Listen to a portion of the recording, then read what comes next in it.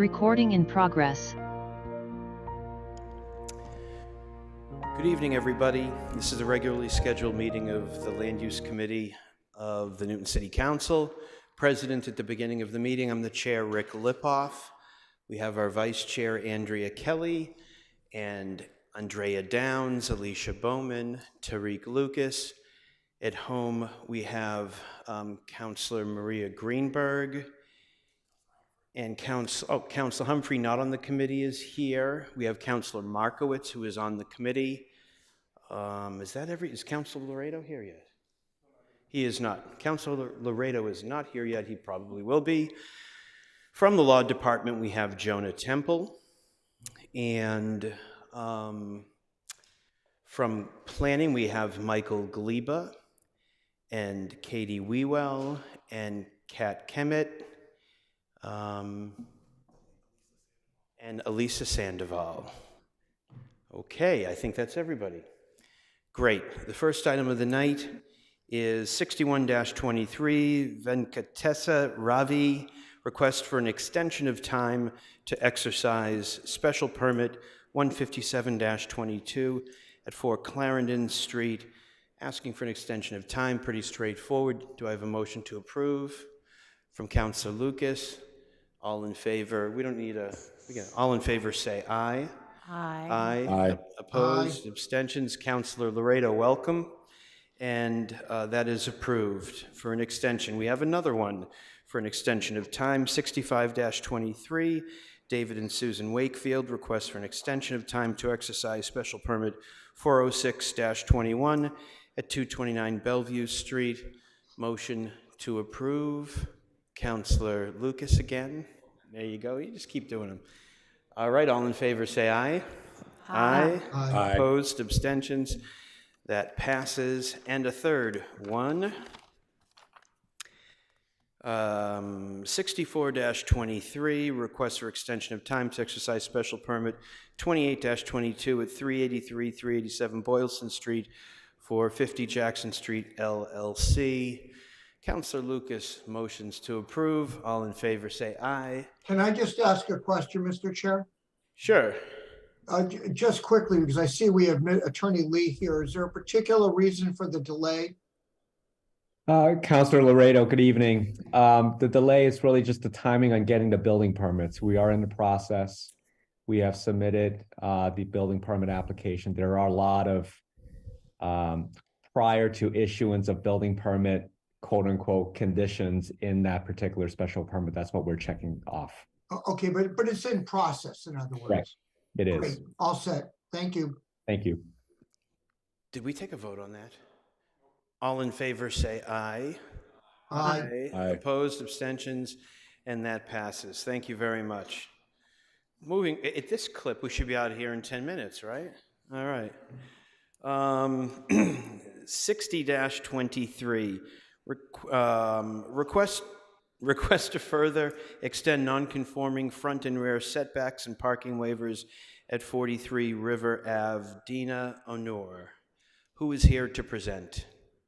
It is I, Mr. Chair. Hello. Would you like planning to go first? It's a tough act to follow, but I think I'll do that here. Is Michael presenting? Yes. All right. Okay. I'll defer to him first. All right. Go ahead, Mr. Gleba. Share my screen. Okay. Okay, so the petition is seeking to raise an existing dwelling and construct a two-family dwelling that needs zoning relief. Those reliefs include what is shown here. To alter and extend the non-conforming front setback, the code one is 16.5 feet. It would be increased to 16.8, but that's less than the required 25 feet. To reduce and extend the non-conforming rear setback, which is currently 8.5 feet, it would be reduced and extended laterally to 8.4 feet, less than the required 15 feet. And it needs relief to reduce the required parking stall depth. There would be approximately 17 feet in length. We know 18.5 feet in width, less than the required 19 feet. And also at those dimensions, they would be less than the 5 feet that's required to have between the back of the parking stall and the street. So that's the relief. When reviewing this request, the council should consider these criteria, whether the proposed changes to the existing non-conforming front and rear setbacks would be substantially more detrimental than the existing nonconformities are to the neighborhood, and whether literal compliance with certain parking requirements related to parking stall length and proximity to the street is impracticable due to the nature of the use of the location, size, width, depth, shape, or grade of the lot, or that such exceptions would be in the public interest, in the interest of safety, or the protection of environmental features. For context, we see the lot here in blue on the north side of River Avenue. You can see Elliott Street to the north, multi-unit dwelling to the east, including the associated parking lot. It's 2-family homes to the north and to the south as well. And the Charles River, if I did not mention, is directly to the west. Here's the existing site plan showing the existing single-family house and the driveway that it has.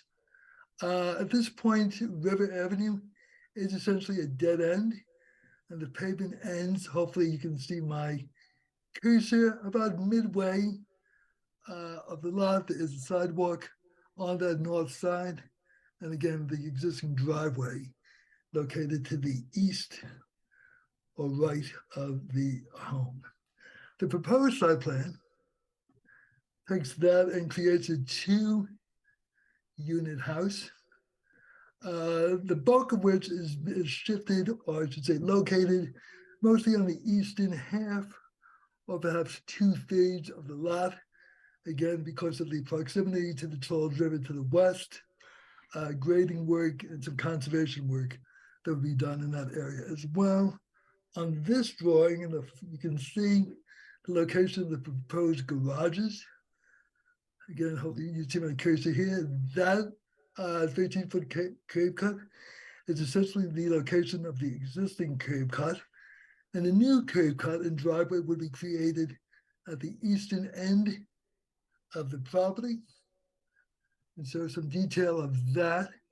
Again, it's a little hard to read this, but again, it's 2 units, one to the left, one to the right, pointing to the garage to the left unit, that curb cut, about 13 feet wide, located there, serving the garage. And we note the driveway, you see the length here, and it's also wide at this point as well, about 18, 19 feet. And the same is true for the other proposed driveway garage, which is located at the eastern end of the site as well. Elevations. This is the front on top, what one would see river, and the east, which would be the right-hand elevation of the property at the bottom. And the reverse is shown here. The rear view is to the top, facing the north. And on the bottom, the west elevation, which would face the Charles to the west. Yesterday, the petitioner did submit a schematic landscaping. Again, a lot of this work is done in concert with the need to get Conservation Commission approval as well. And this landscaping plan does show the proposed locations of, as the chart to the left indicates, various trees, mostly in that orangey color, shrubs in blue, and smaller shrubs shown in red. Now, context is the existing 1-story single-family house. This is taken from River Avenue, looking at the existing building, so looking north. This shot is looking west along River Avenue, where you see the 2-family house that abuts across the street to the south. You can see how River is a dead end.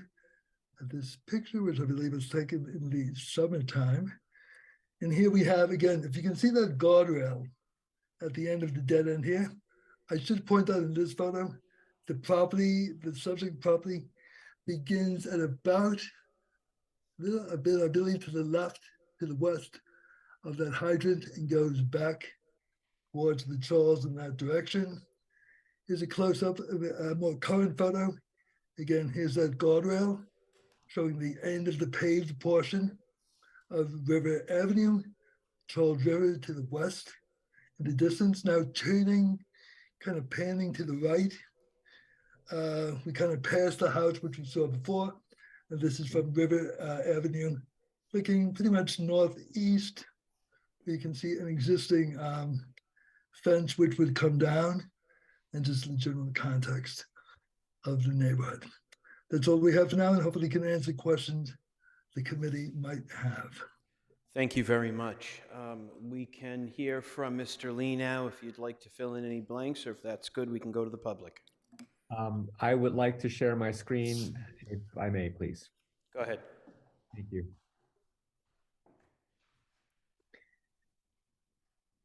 Can you all see that? Yes. Wonderful. So I'm not going to repeat anything Michael covered, but I will kind of go over this over my slides. So we are in a MR1 zoning district. There is a single family home that we're replacing. So this is hopefully a little bit clearer in terms of just breaking it down of what we're asking for. It is important to note that we're not asking for any FAR waivers.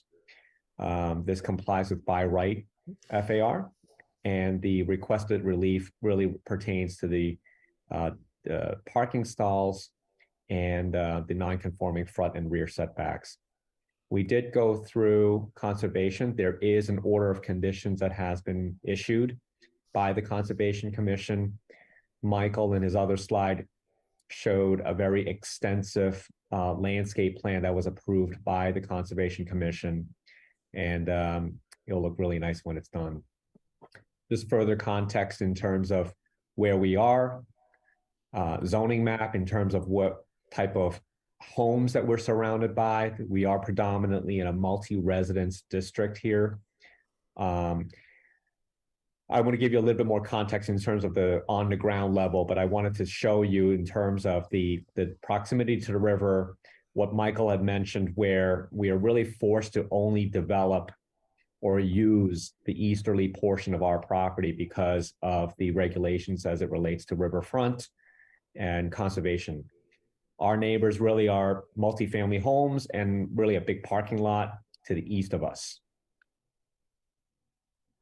This is a different view. I think it is important to note also that the westerly part of River Avenue is a private way. So I'm going to go through some of the parts here. This is a close-up of the no, not a public way sign, which is this sign right over here. But starting at around this point here, this is a private way section. This is just other properties in and around the neighborhood, which I hope gives you some context. 2 family homes at 1-3 Keefe, 22-24 River Avenue, 8-10 Keefe Avenue. And this is around the corner from us. That's the apartments buildings. There are 2 apartment buildings around the corner from River Avenue. Site plan Michael already covered, so I'm not going to do it again. That's the proposed conditions that he already went over. These were not in his other slides, but these are the floor plans that were part of the package: basement, first floor, and second floor. Here are some of the renderings that I think maybe give you some context of what the property is going to look like, the new home. That's the front view from River Avenue. Unit here, unit there, and those are the 2 driveways that Michael was alluding to. Here's our view from the easterly side, looking westerly. And then this is the view from the river. So this is pointing towards the riverside, hence the large number of windows to enjoy the view. This is the rear elevation of the new home. And I think that's it. So it's really simple petition. There's really not much to it. We are in a 2-family district. We're going from a single to a 2-family. So the use is by right use. The relief is really because our lot is so long and narrow. We have 12,000 square feet of land. But we're so narrow that that's what's really forcing us to come before you tonight. And that's really it. Thank you. Thank you very much. Okay, we will go to the public for comment on this. When you come up to the microphone, if you're here or at home, state your name and your address. And we like to try to keep comments to about 2 minutes. So please try. Can you turn on the microphone for her, please, Councilor Bowman?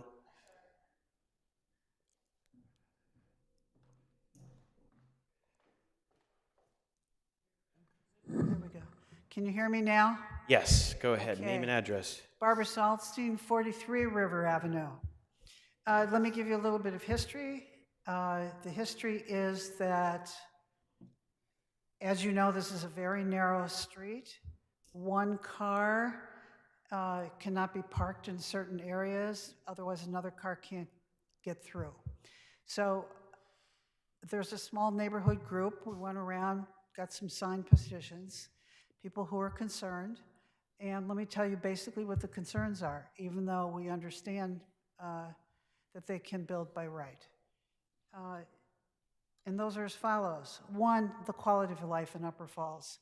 People walk down to the river all the time. Little kids with bright horizons go down. People walking down to look at the river. There are general safety issues with, I think, a lot of cars coming and going from a rather large-sized property. At least looking from my little property, it's quite large. Sorry, I'm having trouble seeing. Some people object. Excuse me, are you at 43 River or 48? 48. It's 43 that are making the petition. Right, we just want to get it right. Thank you. Continue. Sure, appreciate it. You know, the river's precious. And I don't think that increased density, and some of my neighbors think that that's a great idea. It's right on the banks of the river, very important in Newton. Also wondering, is new housing of this density in a flood zone a good idea? Question. Is it a good idea given climate change? Question.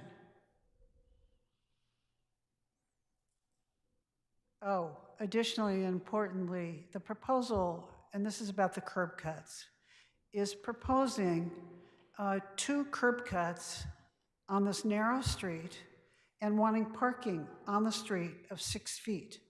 Now, while it's a private street and co-owned, 1 car parked on the street, let alone 2 or 3, means that someone like me at the end of the street, A, can't get out. Can an ambulance come and go through those cars? Are people gonna have to, am I gonna have to be towing cars all the time off their property? That's a serious concern. Excuse me, can you explain a little bit more? Yeah. We don't, Okay. part of the special permit is not them parking on the street. They'd be parking on their I thought I saw, which I hadn't noticed before, that it's asking for parking within 6 feet. No, what that is on their lot. They need to have a Okay, certain I distance apologize. to the sidewalk. Fair enough. They're within that, but still on their land, so they're doing nothing to. Okay, I misunderstood that. I don't read maps very well. That's okay, continue. Thank you. So one of the curb cuts, and I don't know if they're 40 or 50 feet away from each other, on this narrow street, one that backs up, as you can see, very close to Keefe.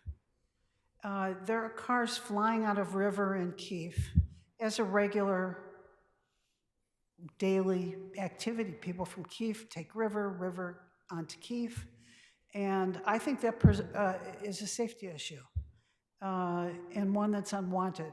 There have been, in the 27 years I've lived there, not so much at that intersection, but closer to my property, there have been accidents. So I'm just saying that it's narrow enough that that's a concern. And I don't want to be one of the accidents, but I also don't want to look at what I think is happening in the city, which is a really dense project, regardless of by right. So the other thing that's concerning is that there was no notice of this special permit hearing until the last minute.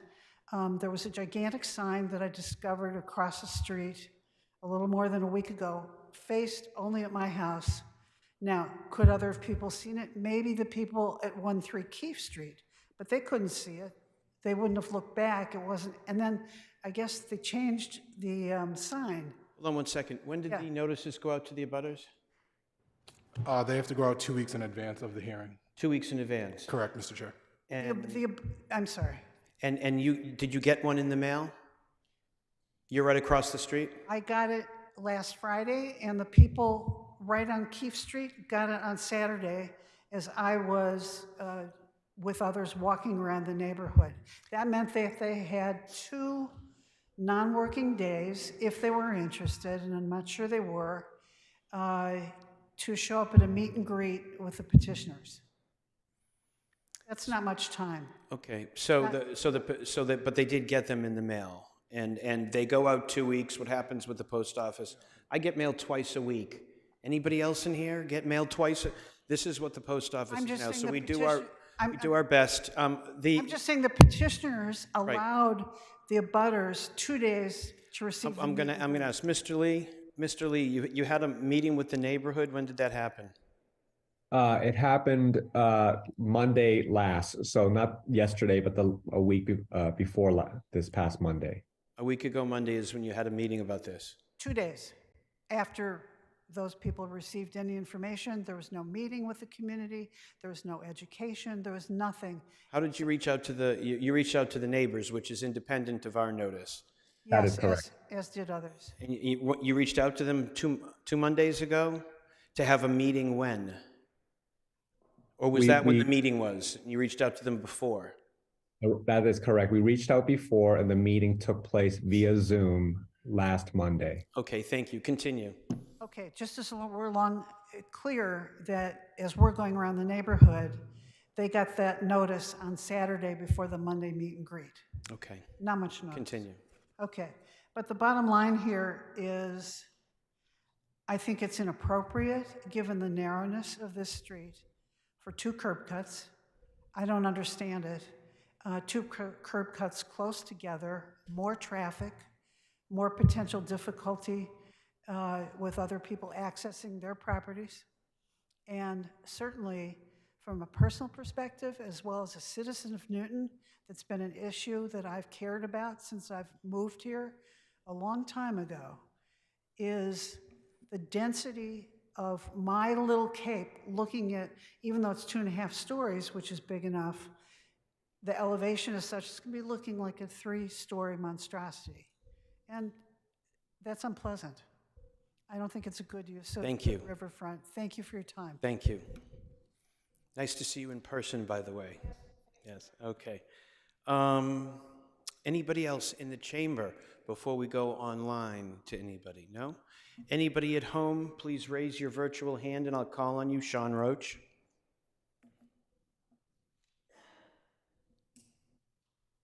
Sean Roach, 42 Daniel Street. I just want to express, I know it's not a message that I know it's a message I've repeated, but it's a shame that with our housing and climate crises, that there's a special permit here for 2 2,800 square foot homes, not what the city needs, not what the climate needs. This would have been a great 4-unit project, and it's a shame that this lovely spot for multifamily housing isn't more dense.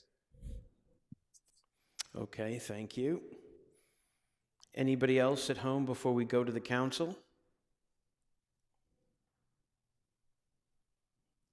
Okay, we'll take it into the council. Anybody want to kick this off? Anybody have any comments, questions for the developer, for the petitioner? Councilor Lucas. Thank you, Mr. Chair.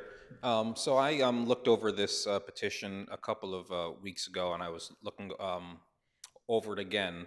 And I don't know who to address this question to Mr. Lee or to Mr. Gleba, but the 100-year flood zone mark that is on the site plan, what is the distance to that relative to the end of the home, end of that porch? the distance in between the two. I couldn't tell how close or how far away it was.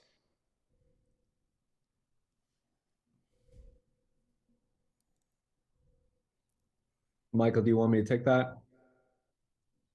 Oh, Why, you're on why mute. don't you? So that is the 100-foot buffer zone. That's the riverfront area.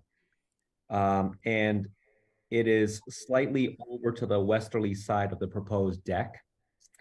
I don't have the exact dimension on the site plan, but as it relates to the relative distance, where there's a 13-foot marker nearby, I think this is about 10 feet or so from the actual house itself. But it is a portion of that deck, the proposed deck is within the 100-foot riverfront area.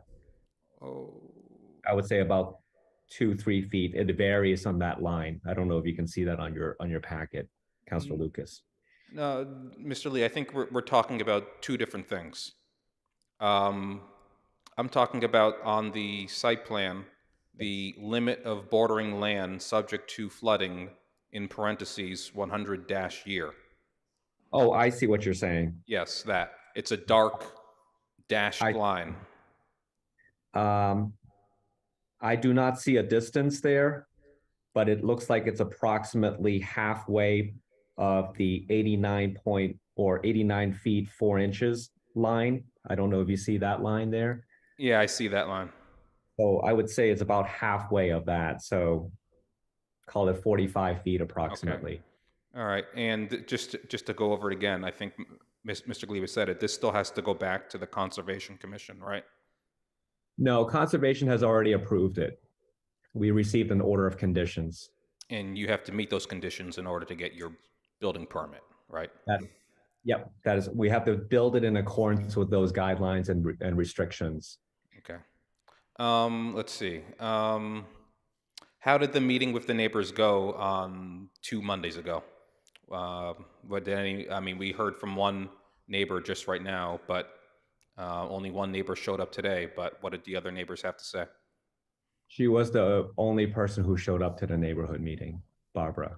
Oh, okay. All right. And let's see. With regards to the curb cuts, there are two. How are those in relation to the curb cut that is on her property? She's across the street. That's a good question. So that was raised by Barbara at the meeting. And so our surveyor did a very handwritten sketch. If I can show my screen. Go ahead. Let me just show that to you. Can you see that? Yes. Okay, so this is obviously done by hand over the assessor's map. And this information was provided to Barbara. And that's the approximate locations. Okay, all right. And is parking allowed on River Ave? Yes, it is. That portion, again, that's a private way. So the city really has no jurisdiction as it relates to parking on that portion of the way. My understanding is that the neighbors have worked together over the years in terms of how to park in that section of the way so as not to get in the way of each other. And that's what was discussed primarily at the neighborhood meeting. And we will continue to do that. Okay. All right. Let's see. What else do I have? All right. All set, Mr. Chair. Okay. Councilor Downs. I have a number of things, but I will start with driveways. We have in the past encouraged people who are putting up 2-family homes to consolidate and have one curb cut and have side-by-side driveways and side-by-side garages rather than having them spaced apart. Is this something that the proponent could consider both as a way to reduce the overall amount of pavement and the number of curb cuts onto River Ave. Would you like for me to respond at this point? Yeah. So I vividly remember actually a discussion, and Katie is smiling right now because I think she remembers it as well, where the counselors, there was another project very similar of 2 units, and there were discussions between 2 driveways versus a single driveway for the various reasons. We were asked to change, we proposed 2 separate driveways, 2 units, and then we were asked to consolidate into a single. After the counselors saw the revised plan, they went back to the original design. So I think there are pros and cons with each. And here, you know, because this is a by right 2-family zone, and really the way the building is laid out, and the fact that we are squeezed in our eastern half of the lot for building, really forces us in some ways, or limits us in some ways to develop this site. Okay. So the 2 driveway entrances, I think, is ideal in this instance versus the single. So. Okay, I'm not sure I understand or agree with that, but I'm sorry, can I jump in? Sure. The reason the Yep, there you go. garages are separated is because it needs to meet the definition of a 2-family dwelling, and Inspectional Services has long interpreted that the garages cannot touch on a 2-family dwelling. And the reason we can sometimes play with that, as in Attorney Lee's other project, is because that was in a business zone. This is a residential zone, thus is subject to the standards for 2-family dwellings. Great. okay. To stick with driveways, there is extra paving in the site plan where the driveways are longer or wider than the entrance to the, or wider than the garage. Can you explain why that is so? Yes, because what we're asking for is a shorter driveway or parking space. In that instance, there are certain times where we probably have to angle the car in order to make sure that we fit completely within our property. That also serves as a way for snow storage, and that's why there's a little extra space on the side there. All right. I'm particularly concerned about it because it is right in the river, on the river bank, and it's better not to have as much impervious surface. Would you consider making that snow storage angle parking area that's not directly in front of the driveway of a more pervious surface, say cobbles or concrete blocks rather than asphalt? I can certainly talk with my client about that. And then if we can, perhaps if that's one of the few issues in this petition, I could work with the planning department as an administrative approval as part of the site plan approval by them. That'd be good. And one final question, and then I would like to reserve some time for a proposal at the end. I noticed in going through the materials that there is also house rules and other documents that suggest that this will be an Airbnb. What are those materials about? No, I think my client had obtained a license for the existing house as an Airbnb, a licensed Airbnb. Her intention here is to actually use if approved, the 2-family house is actually going to be for her family's use. She herself will be living in 1 unit.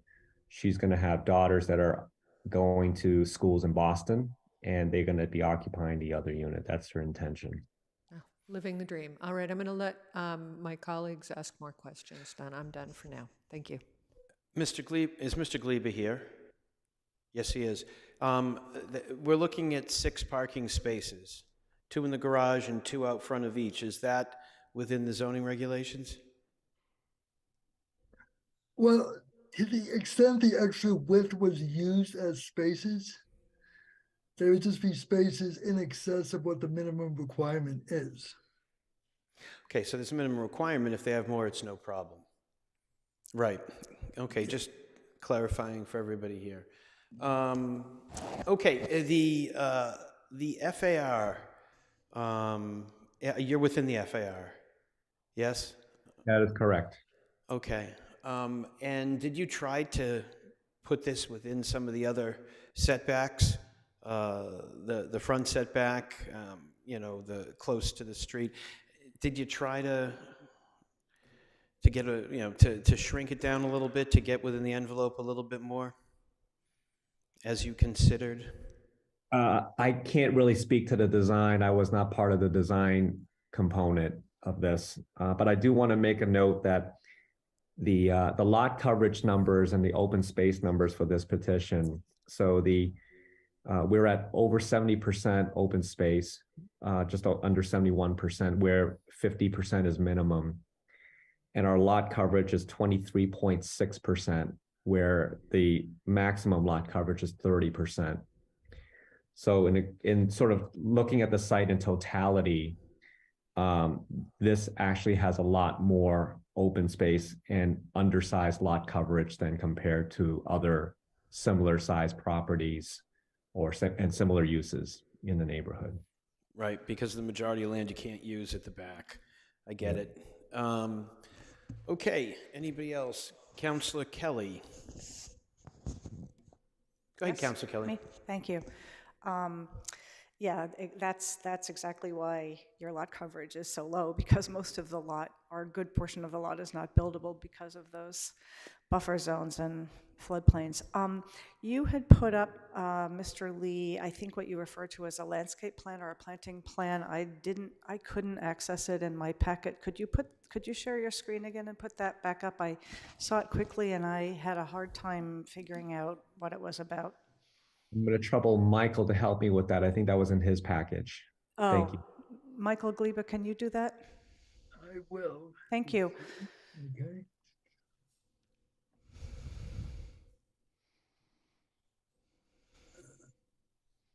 It looked like symbols or that, yes. Plans, landscaping. I can't quite fathom what that is. Is each letter referenced in the chart with a plant to the left? That's exactly it. It's coordinated in that way. And this was the plan that was submitted to Concom that they approved as part of the order of Okay. condition.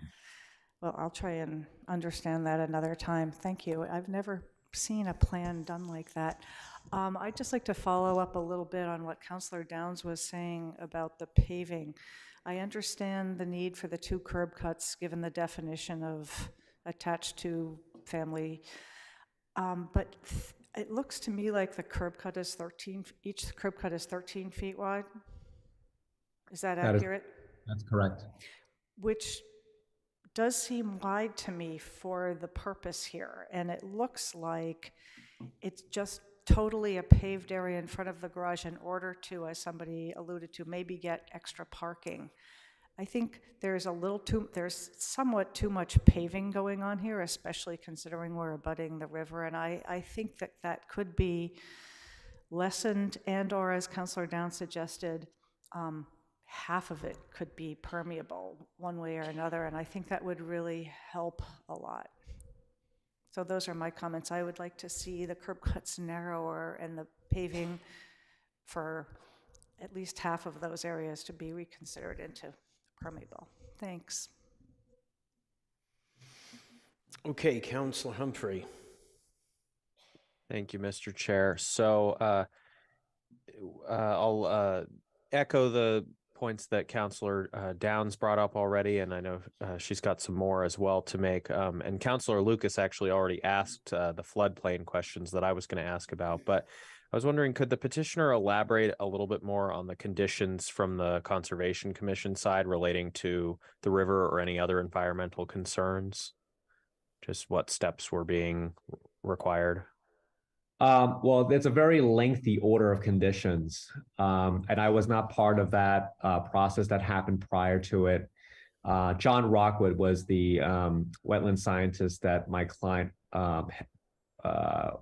hire to represent her in front of that board and front of that commission. But I think a copy of the order of conditions was submitted as part of the package. And we have to follow every single one of those. So it did take a while. Dina, do you have any recollection in terms of any particular conditions that jump out at you that you can mention to Yeah, Councilor? just the broad strokes, I guess. I understand it's a long. There's a huge long document that I have to follow. I'll be happy to share it with you guys, but there is a lot going on in there. I'm sure someone has it available somewhere. I'm just not sure what exactly you are looking for. I think also part of it is the site controls typically are standard conditions in an order of conditions. The elaborate landscape plan, which I think is a little bit hard to read, as Councilor Kelly mentioned, but that's what was approved. But that's a very, very extensive landscape plan. I think that was heavily that was requested by the commission. But beyond that, I don't know off the top of my head what other special conditions there may be. But after the work is done, we're supposed to go back to the Conservation Commission to apply for a certificate of compliance. So then Jennifer Steele at that point and the commission will have to inspect our property. There may be some conditions that run with the property. So as part of it, we have to record it with the Registry of Deeds. And those ongoing conditions will have to remain. There may be a planting requirement that requires a growth of 2 years. I don't know whether that applies to this particular order of conditions, but that's a typical requirement. And if that applies, then after the 2-year mark, we then have to go back at that point again to Concom and seek a final inspection for the certificate of compliance. Yeah, I think the thing, I mean, I saw the landscape slide that you showed earlier and that Councilor Kelly asked about. But yeah, the things that jump to mind for me are flood control and runoff control, just making sure that we're keeping that in mind. And then the other question, I know there's some pages about this at the end of the planning memo, but I was just wondering what, if any, steps will be taken during the construction phase to address any potential quality of life concerns that abutters might have on River Ave, Keefe Ave, or Elliott Street behind it. Yeah, there is a standard condition in the special permit, or at least a draft of it, the construction management plan. That's pretty typical. So that will be submitted as part of the building permit application, should this petition be approved. It's just as you showed, in a lot of ways, this is consistent with the neighborhood, but part of that is that there's a lot of people living right in that immediate area, and so I would want to be mindful of noise, and obviously I know you've got a pest control plan and things like that, so just kind of make sure that we're keeping that in mind during the construction, because that can be a real challenge if you're around a construction site for a while in your house. Absolutely. All right. Thank you, Mr. Chairman. Thank you. So, Mr. Lee, if you did this by right and didn't come in front of this committee, the home could potentially be the same size it is now? Probably be narrower, but essentially, we would probably amend and perhaps ask for additional changes to our site plan. But I think there may be other aspects that could change, but it could be narrower building. Yet the massing of this building without permission coming to us would potentially be the same. Yeah, I think so. So. Just a question I always ask so people understand what we're doing here. Councilor Bowman? So I have a quick question. So as I recall, and I just was reminding myself looking at Google Maps, is we have other homes in the immediate area that are equally close, if not closer, to the street, right? Have a smaller setback. That's the biggest issue that we're facing here. The front setback. So, I mean, the house immediately across the street looks like it's 6 or 7 feet away from the front setback. So I guess I was just saying from a contextual standpoint, I don't think that that's a major issue. Okay. I also do have a question for planning. In your memo, you made a comment about issues brought up in the stormwater report, but I actually don't see any issues discussed in the stormwater report. So can you please elaborate on that? There was just a reference to anything in the report that we did not explicitly repeat. So the report is what the report is. We just have a short synopsis. So that's just to cover other things that they may have said. Okay, so in your planning memo, you mentioned that there were issues brought up in the stormwater report, but in my reading of the stormwater report, I don't see any issues brought up. They just make reference to the O&M plan being needed. I can go through it. I think it's more of a checklist too. Mr. Daglian will usually bring up any housekeeping items that should be addressed prior to building permit. They're generally pretty standard, but it is good to call attention to the petitioner so they are aware should the project be approved. So I think that's what Mr. Glebo was trying to do. All right, thank you. Right, yeah, and those, and once again, those are, it's great that we know what stage they're in, but no permit would ever get given unless those are satisfied. Councilor Downs?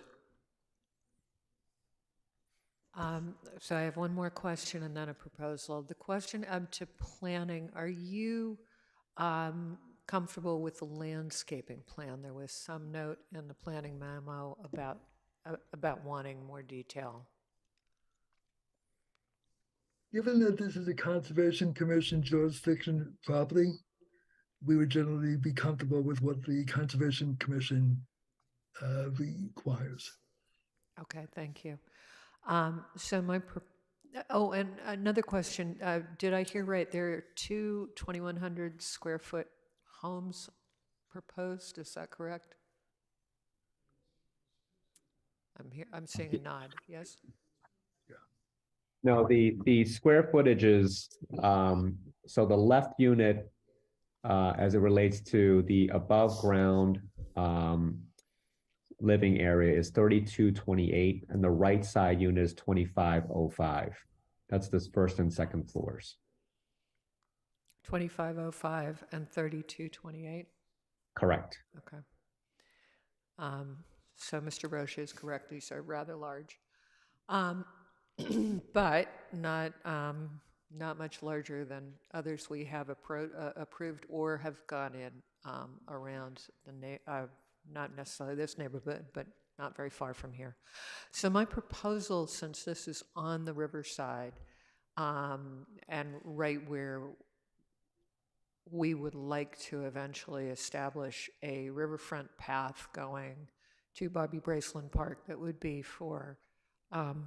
car-free, is I would like to propose language in the special permit that would establish an easement over what is now shown on the assessor's map as a sewer easement in perpetuity that could be eventually incorporated into a planned path along the Charles River, similar to what we have in other parts of the city where we have the riverfront, and similar to what has already been established by precedent at 38 Farwell Street, I believe it is, 56 Farwell Street.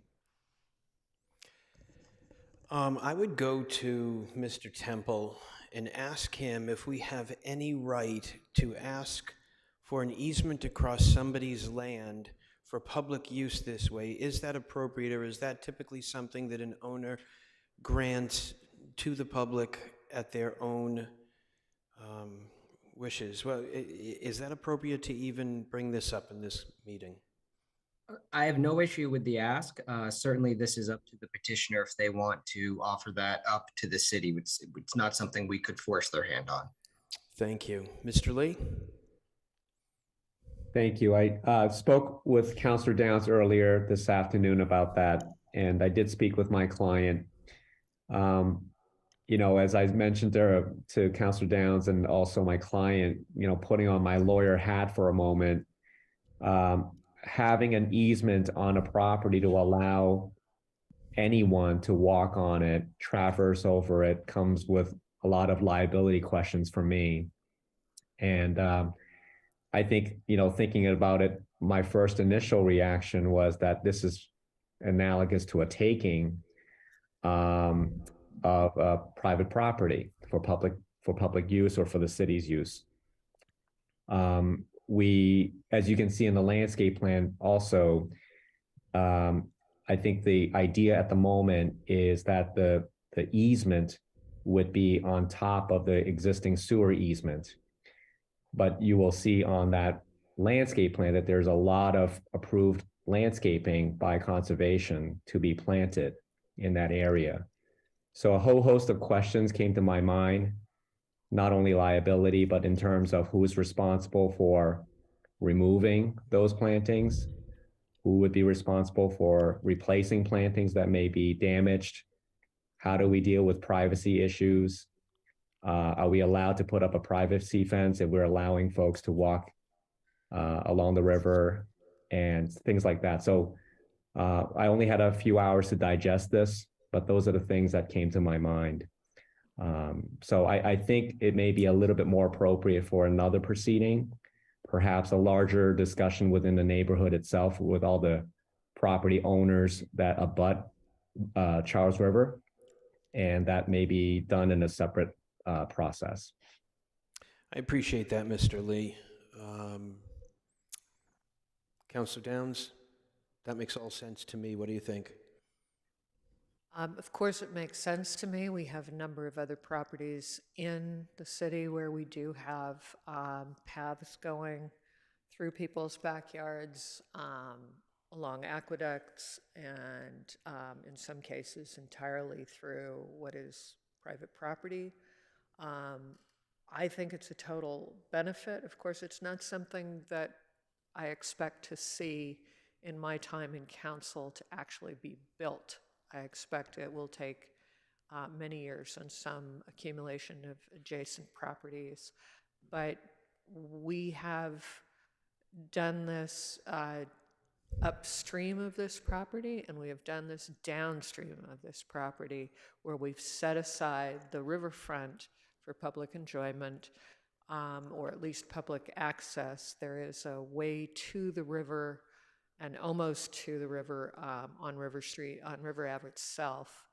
And it would be a benefit for the neighborhood and the property owners. Of course, the details of whether you can put up a privacy fence and what you do with the plantings is something that would be negotiated when you're ready to build something, not at this point when we're just asking to set it aside as an easement for a possible path in the future. Okay. A lot of these other, I think a lot of these other situations are much larger lots, or even done, some are on private property, but done adjacent to public property. I personally don't think that this is appropriate in this special permit ask right now. I think as a larger question with multiple neighbors is really the way to go on this one. My personal opinion. Councilor Kelly? Thank you. It raises a lot of interesting points, but some concerning ones for me. In terms of this project proposal tonight, I would not be comfortable adding language like that into this special permit conditions, because I think, to me, this strikes me much more as a planning and policy decision that should be looked at and set at a different level than on this particular project. I would love to have more discussions from almost like a comprehensive planning, like how do we plan for public access to various points of the river, the waterfront, but I'm not comfortable imposing that on this project. I'll bet you most of these, if not all, were out of the goodness of the hearts of the people that wanted to grant that access, and not the city basically doing a taking. I could be wrong. Councilor Laredo. Thank you, Mr. Chair. Well, I think the sentiment is admirable. I have very significant legal concerns about anything more than a simple ask, and if the petitioner says no, that should be the end of the inquiry, and I don't think we can consider the no response whatsoever in connection with our special permit deliberations. That's number one. Number two, Mr. Temple, can you just remind us, my memory is that sewer easements and other similar utility easements operate under different laws than other types of easements. Am I correct about that? I don't know if that is actually the case. I'd have to look into it, but I do think, to your first point, Councilor Laredo, you really hit it on the head in terms of leaving this issue be once the petitioner rejects the request. I think, and I could be wrong, but my recollection is that sewer easements and other similar easements, or for that matter, the aqueduct, have a compelling public use which allows for the government essentially to effectuate what is really a taking via the easement process. Because anytime you allow the government to use your land, you are taking it in a legal sense. Am I right about that? Right. The taking standard is different in that context. And so I think it's one thing, the aqueduct, I suspect, predated much of this and was designed at one point, still is, to conduct water into the city. Sewer and other similar easements allow you to provide utilities.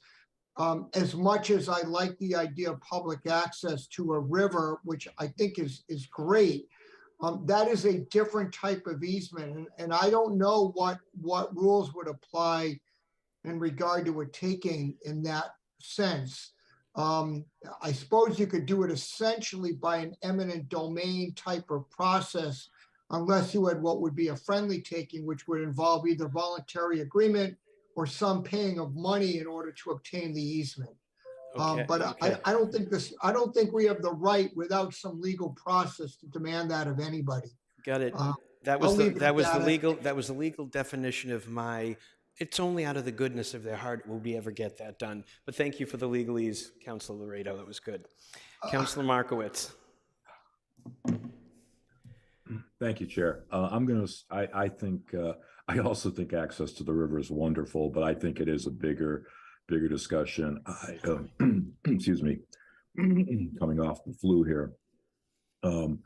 I agree with. I think the legal complications here, the unknown future of this. For us to consider that as part of the petition is probably something we should set aside, just not at this time. So I'm going to associate myself with the comments that Councilor Kelly made first. And I think this is a bigger discussion. I think there could be some merit to it, but I think you can't impose it on just one landowner. It probably doesn't make sense to do it as a one-off anyway, as you're likely to run into other things that, are just larger in scope than one parcel to address this access in general, and probably better done that way. So I wouldn't support that. Thank you. That proposal. Yep. Thanks. So it's asked and answered, and we're done with that. Councilor Leary? Thank you, Mr. Chair. On this discussion, I will associate my comments with Councilor Kelly and my last two colleagues who spoke on it. I do love the idea. Public access, especially to waterfront, is very important to me.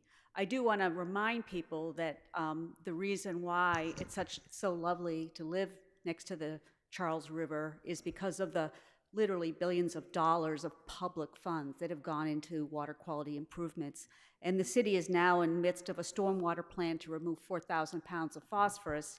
And the reason why the Charles River is better than it was, 40 years ago, you wouldn't want to live next to it, is because of that public money. And so we should keep that in mind when we're thinking about public access to our waterways, because the public funds make it make it a wonderful place to be. But actually, my question for Mr. Lee is this an electric building, an all-electric building? Dina, would you like to speak to that, please? Yes, it is going to be electric building. We are preparing a roof that will hold the solar batteries. And at the end of the street, we have access to the gas line, which we are not going to extend to our property. It's going to be the water pump system, I believe, if I'm saying it correctly. Heat pump, that's what it is. And we're gonna have plugs for electric cars in each garage. And I'm trying to think, I put together the plan for Lawrence when we were submitting the documents, and it talks about all of that, the type of windows, how we're going to save the energy, and all of that. That's wonderful, Dina. Thank you. Thank you so much. Thank you very much. Councillor Kelly.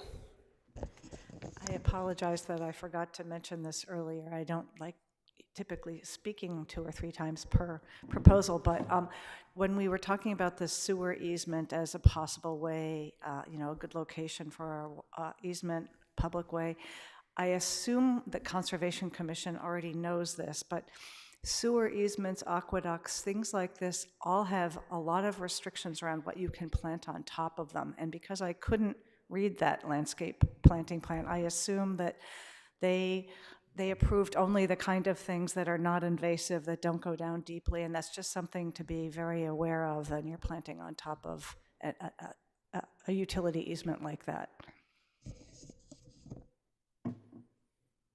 I would think that their approval from Conservation probably covered that. We would hope, yeah, just in case. Okay, good. Councillor Downs? Are you ready for a motion? I think I'm ready for a motion. I'm going to move to close the public hearing. Motion to close the public hearing. All in favor, say aye. Aye. Aye. Aye. Opposed, abstained. Public hearing is closed. I'm going to move the petition for approval. Move for approval. We have a motion for approval. Can we take a look at a council order, Mr. Gleba?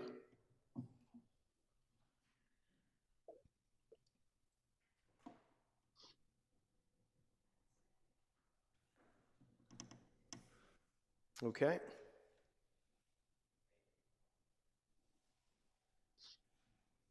Findings as shown. And conditions, all of our standard language as was in the packet from last week. Plan, pest control, CMP, O&M, standard building permit conditions, and standing CO condition as well. Anybody need him to go back to the findings? It's so short because it's so close to by right, is it not? In a sense. There's not a lot. Okay. It's all about parking. Yep. Okay. At this point, do we want to put in something about exploring using more pervious materials? I don't know if a condition we can do for exploring. I think we should ask the petitioner straight out whether they are willing to do that and make it a condition. Let's do that. Mr. Lee? Yes, that would be agreeable with us, and would that be for planning department's approval, and they'll have the authority to approve that? Yes, and I would ask for at least 50%, and then you can, if you can do further than that, that would be great. Well, are you talking about just adding 50% from what calculation, though? It's From what's shown on the plan clarity. now, if you can make 50% of what's shown on the plan now pervious. Well, before I say yes to that, I have to make sure that engineering approves of that too. I think we may run afoul with their requirements of what's considered a driveway material, and then I think maybe anything in excess of that, we can discuss permeable pavers and those types of materials. But I would hesitate to put a percentage on it just because I just don't know what that is.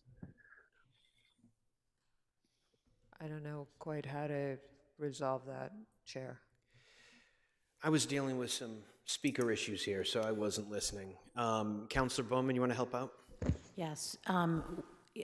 If we're looking at just the driveways, if you consider the amount that is to the side of the driveway, sort of I don't know what you call it, like the Y out part. It's the extra space. There were two extra spaces So there. if you consider at least the extra spaces being pervious pavement, That's a lot clearer. Yes, we can work with that. That's a little bit more defined. Yeah, so from the edge of the garage door Right.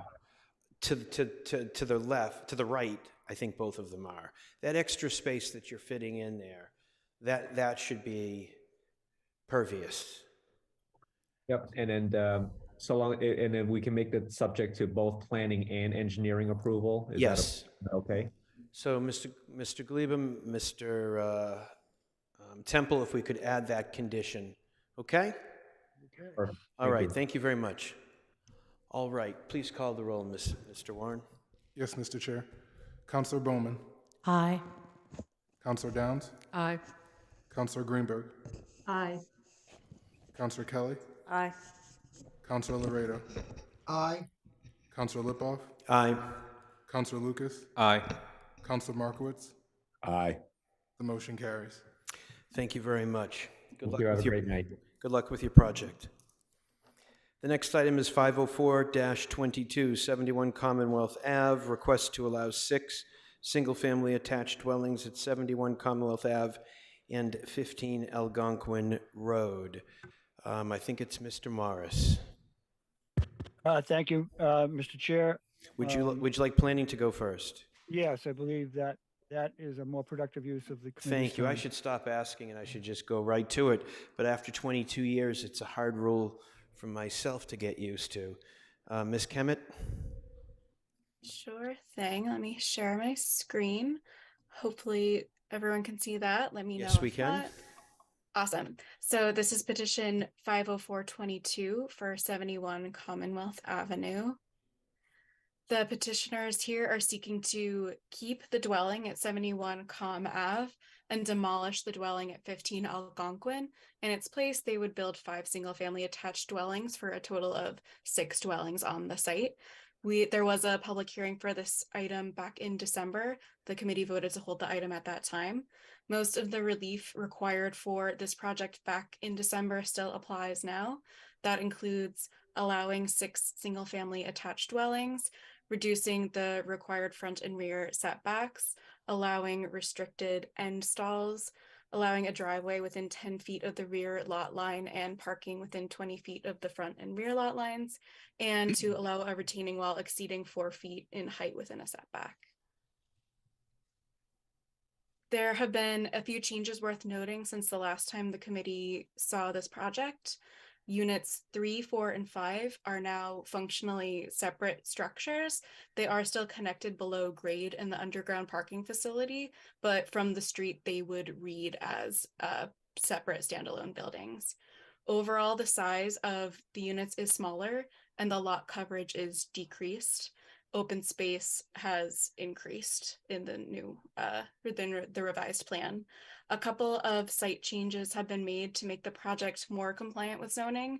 That includes widening the driveway and increasing one of the front setbacks on Algonquin Road.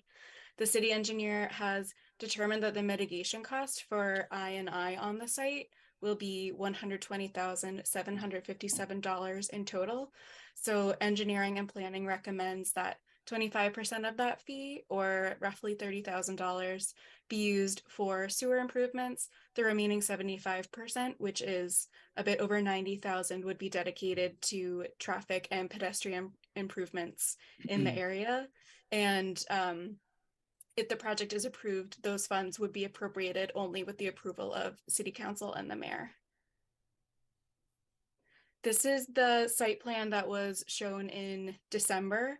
In this plan, the large building on the left would have contained 3 housing units. That's units 3, 4, and 5. They would have been connected. In this plan, the driveway was 19.9 feet wide, where 20 feet is required. And that's the driveway at the top of the page there on Com Ave. And this plan had a 24.4 foot front setback from Algonquin Road, where a 25-foot setback is required. And this is the revised site plan. In this plan, units 3, 4, and 5 are separated. They are a bit smaller in size. The front setback on Algonquin Road has been increased to 25 feet, therefore it no longer needs special permit relief. Similarly, that driveway at the top on Com Ave has been increased to 20 feet wide, so that no longer needs relief either. Overall, the plan is very similar in terms of the number of units proposed. That's still 6 units. The number of parking stalls is the same, and the general layout of the site is very similar. The revised plans included a bit more detail about the basement plan, which has the bulk of the parking. And in this basement level, all 6 units would have access. The plans indicate individual elevators for all of the units except for Unit 1, which is the already existing building. And the facility would have 15 parking stalls, including 1 van accessible stall, which would be closest to Unit 2. And Unit 1, which is the building that's already at 71 Com Ave and would be retained, would have its own parking in that new private attached garage. It would have 2 parking stalls, and that would have access to this bigger garage as well, pedestrian access. So overall, 19 parking stalls are proposed on the entire site. 15 are in this shared underground facility, 2 in the private garage for Unit 1, and there would also be 2 visitor stalls in a surface lot access via the driveway. This is a conceptual landscape plan. There was also a separate landscape plan provided, but I think this shows the way the units would be arrayed on the site a little more clearly. The petitioner proposes originally proposed 28% lot coverage, exceeding the 25% maximum allowed, which did require special permit relief. With this revision, the proposed lot coverage is 25%, so no relief is required with the revised plan. Open space on the site would increase from 55% to 60%, where a minimum of 50% is required. The city's urban forester, Mark Welsh, took a look at the landscape plan, and there weren't any significant concerns that he shared. He did indicate that some adjustments will need to be made to the species and locations for proposed street trees, but those are details that his department can work with the petitioner on should this petition be approved. So a few images to get a better sense of what the project would look like. This is the proposed elevation from Com Ave. So on the left is the existing home at 71 Com Ave, which would be kept largely the same, except that attached garage would be added. And to the right is the front of Unit 2 and the entrance to the main driveway, which connects to the underground parking. This would be the view from Algonquin. So on the left is the side of Unit 5, and on the right is the front of Unit 6. And the curb cut that is currently on Algonquin would be removed. And these are the front and side elevations for Units 3, 4, and 5. These would all have their front entrances facing inward towards the shared green space on the site.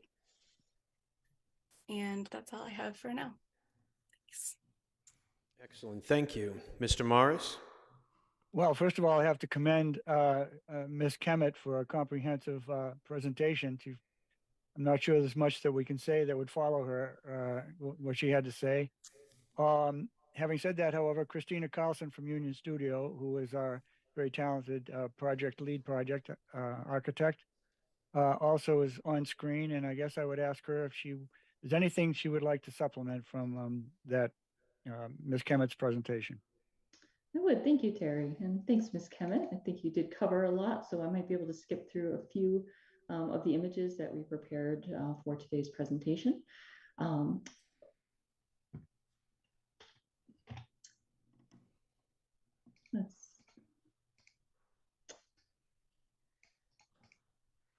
All right, so you've already been introduced to our project team, and I'd just wanted to make a note and introduce us as Union Studio.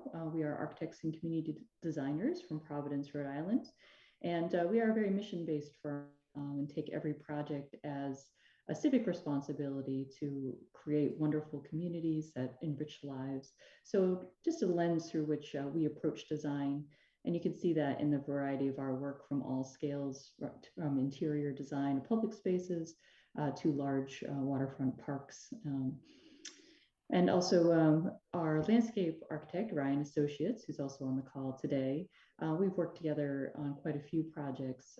They're very thoughtful about how open space and public spaces are used, buffered, furnished, paved, and all the things that really create wonderful outdoor spaces and that kind of intermediate between the architecture and the public way and the street and the way the neighbors are going to experience the new project. So you're all familiar with the project site. We're on Commonwealth Ave, right across from Boston College, at the corner of Algonquin Road. There are, as Kemet mentioned, the two existing buildings. The one is a historic structure that we would like to maintain with some renovations and maintain it as a single family dwelling. And the second is a ranch at 15 Algonquin. This is a later vintage. And we do have approval at this point to demolish that and replace it with the new construction. When we start a new land planning project, one of the things we look at first is often what the by right options are just as a yield study. So at almost 33,000 square feet, our lot can be separated into three properties, all over 10,000 square feet. And we would be allowed two units on each of those three properties for a total of 6 units. So this is very instructive for what maybe the land use committee and intended when the zoning was passed and the zoning ordinance was written. But it's mostly a protection for the neighbors and abutters. And our client thought we could do a much better job than what this zoning allows by going for a comprehensive permit, which is why we're here tonight. So you can see in this scheme with the 3 lots, each one of them would have a curb cut on Commonwealth and Algonquin Ave. And I just learned from the last petition that we can't have 2 garages next to each other. So these driveways maybe on Common Ave get separated, and we would be up to 5 or 6 curb cuts on this property. You'd have a lot of front-facing garage doors, and the zoning currently allows only 10-foot setbacks to our neighbors to the north and to the east. So we looked at this and thought, well, there must be a better way of doing those 6 units on the same site that's more responsible to the neighborhood. And what we came up with was the original scheme that you saw in December, where we kept the existing unit and then added 5 more that are all surrounding this central open space, and all that parking is tucked underneath that courtyard and underneath the buildings. So we've reduced the curb cuts to the existing and 1 additional curb cut leading to that parking area. We've hidden all the cars in the parking and greatly reduced the amount of paving so that we get a much better Ms. Carlson? experience from the streetscape. Ms. Yes. Carlson, could you go back to your previous slide for a second? Yes. Thank you. Ms. Wewell or Ms. Kemet, the by right would be, is this really the by right?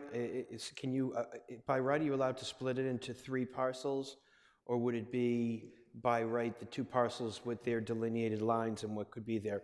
Or is this a potential by right? I think this is the first time we're seeing this, so it's kind of hard to say. I'm not sure whether, the subdivision of land could be done as of right. That's sort of my main question now, or if something would constitute a special permit to subdivide that land, but nothing else is really standing out to me as something that wouldn't be allowed, aside from what Ms. Carlson mentioned, the definition of the 2-family and the garages. Sure, Mr. Oliveri? Yeah, this by right option is on file in the engineering department. So this has been vetted.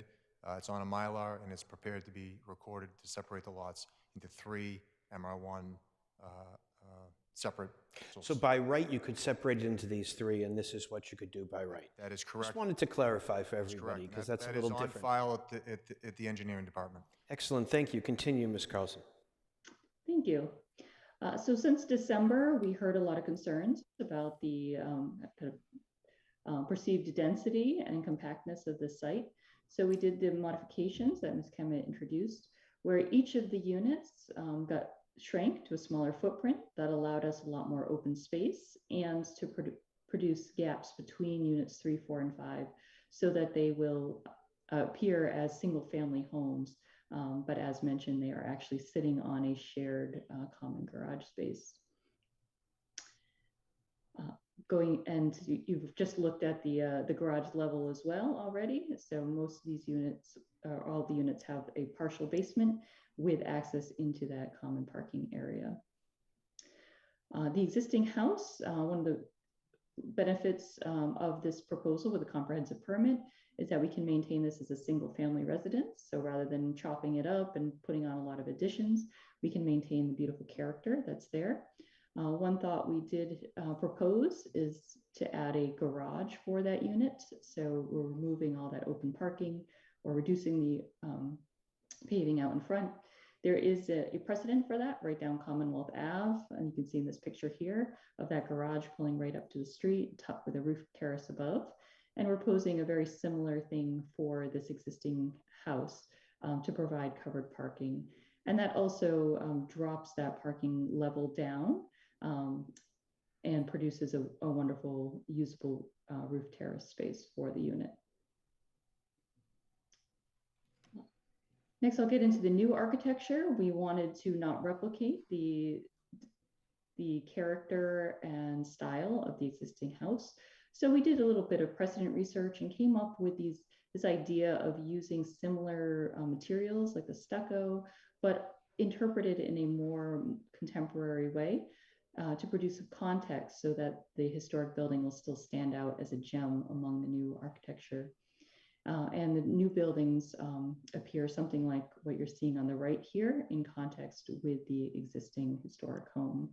So this again is your view from Commonwealth Ave, where you can see the new garage on the historic home and one of the new units to the right, and the garage driveway that would get you to the garage on the right side of your screen. Here's a three-dimensional view of what that would look like coming into that driveway and garage with the open terrace space above. And you can see we're also maintaining or recreating this historic entryway and stair from Commonwealth Ave that would lead up into the courtyard in the center of the site. From the corner of the street, you would have this view of that historic home. You could see how that garage is actually tucked down and helping to hide some of the vehicles that are parked at that unit. From the Algonquin side, the road is actually sloping up quite significantly. So the courtyard and the houses are dropped down an average of 5 feet or so from the streetscape. So the apparent height of those buildings is actually quite reduced from the Algonquin Ave side. But you can see here we have a staircase and an accessible ramp that would draw you down and into that shared courtyard between these two units. As you get to a higher view above, you can see that ramp a little bit better down into the courtyard space. And I'll point out that this was an older rendering that showed those 3 units, 3, 4, and 5, all connected as townhouses. But in the new proposal, those will have space between, so they're single family. And I have a rendering of those elevations where this was the previous proposal of those 3 attached units. And with them being thinned up and the spaces added in between, the new elevation of that courtyard would look like this compilation of single family homes with those nice side yards. I'll tell you a little bit about Unit 2, just as an example. I don't want to go through every single unit of the 5 new homes. They're all very similar with some iterations that are done specifically for views or site conditions. In this case, Unit 2, fronting on Algonquin or Commonwealth Ave, excuse me, is raised high up the hill on the street, the way the existing buildings and topography sit. You would have this elevation from Commonwealth Ave, and then going up the driveway, you would be going along this side elevation that's pointing to the east, so that's towards the Boston skyline. And then from the courtyard side, you would see the other elevation, which is actually your front door to the unit off of that courtyard, and a common path that leads up the other side of the unit. So you can see from the architecture, we are keeping these to a 2.5 story under your zoning bylaws. We did in this round an analysis of that half story on the upper level to make sure it complies with all the requirements for ceiling heights for the entire level, as well as each specific room or space within that. So our typical floor plan, these are all accessible units. They would have front entries that are at grade for easy entry with no steps. They also have an interior elevator available as an option for getting between all of the levels. And all of the floor plans will be laid out with wide doors and accessible routes between each of the rooms. And down at the basement level, it would connect right into that common garage that we showed you earlier. So the living spaces are all laid out on the main first floor. The second floor typically has 3 bedrooms and 2 baths. So there's a shared bath as well as the owner's suite. And the third floor, or the third half floor, would feature an open loft space for bonus room, entertaining, as well as a 4th bedroom and bath. Each unit is a little bit different, but as I said, they're all kind of iterations on a small theme, and they're all around 2,200 square feet. I think the largest is 2,228 on those first 2 levels. Then I wanted to point out, because we've proposed this several times at neighborhood meetings and also to land use, some of our metrics have changed along the way. The ones that I'd like to point out here are our lot coverage. In that by right option, we're allowed up to 30% maximum lot coverage. And with this proposal and tucking that parking underground with all that open space and roof terracing, we have the project to a 24.6% lot coverage. So we have a lot more open space. You can see our open space tally is 63% of the lot qualifies as open space. And we were able to push with the shrinking of the units, we were able to push that floor area ratio down to 0.465. So we're under the 0.48 max that would be allowed by right. And the last metric of importance here is the setbacks. Again, that by right option requires only 10-foot side yards, and we're allowing for either 21 foot over on the Algonquin side to our neighbor and 25 feet to the neighbor or to the abutting lot on the east side at the driveway. So we're offering much greater setbacks and more open space by going for this comprehensive permit rather than a duplex project that would otherwise be allowed. And the project is shrunk by 2,600 square feet. Yes, we shrank quite a bit by reducing all of those footprints. Yeah, 2,600 square feet it shows, right? From before till now. 2,600 less. You're looking at the floor area ratio? Yeah. Yes, so the floor, exactly, that's the reduction of the floor area. Yep. That's okay. correct. All right, thank you. Okay, we will now go to the public for comments, unless Mr. Oliveri, you have anything else to add? I do not. Okay, so we'll go to the public. You can stop sharing, Ms. Carlson, and we can have people here in the, are you here to speak on this? No? Oh, I'm sorry. Okay. Right, I remember you. Next one. Okay, so at home, yes, please raise your hand. We have Kathy Pillsbury. Hi, my name is Kathy Pillsbury at 34 Carver Road. When I looked at Kathy, we're having trouble hearing you. Yeah. It's not good. Is this better? Yes, it is. Yeah, the headphones just don't work. Okay. It really struck me when I looked at this new design that it's worse for the environment than it had been before. In They're now with the separate buildings, it's going to require more building materials, more embodied carbon. Each unit is going to use more energy because there's more exterior wall space. But what really struck me about this project is the 19 parking spots for 6 units. That's over 3 spots per car, per unit. That's just like totally contrary to Newton's climate action plan. And it's data shows that when there's more parking, people are more likely to have cars.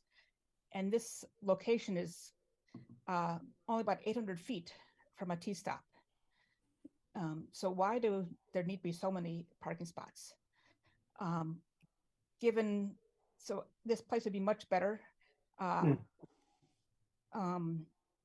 But given the size of the lot, and in MR1, there's a requirement of 4,000 square feet per unit. So there could be up to 8 units, given the size of this lot. Just this contrast with the other projects this developer has done in other parts of the city. We just approved 9 units on a lot that's less than half the size of this one in West Newton.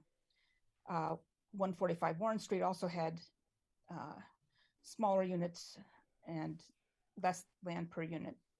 And they argued at that point that those were important because they were close to transit and would help the environment. This project is just in contrast to that totally. Thank you, Ms. Pillsbury. Mr. Oliveri, are you taking questions? Or we go to your attorney? I can take questions. You can take questions. So could you respond to the 19 parking spaces and why you didn't go up to 8? So this location is, we feel, heavily taxed already by Boston College. We had a total of, I believe, 5 neighborhood meetings.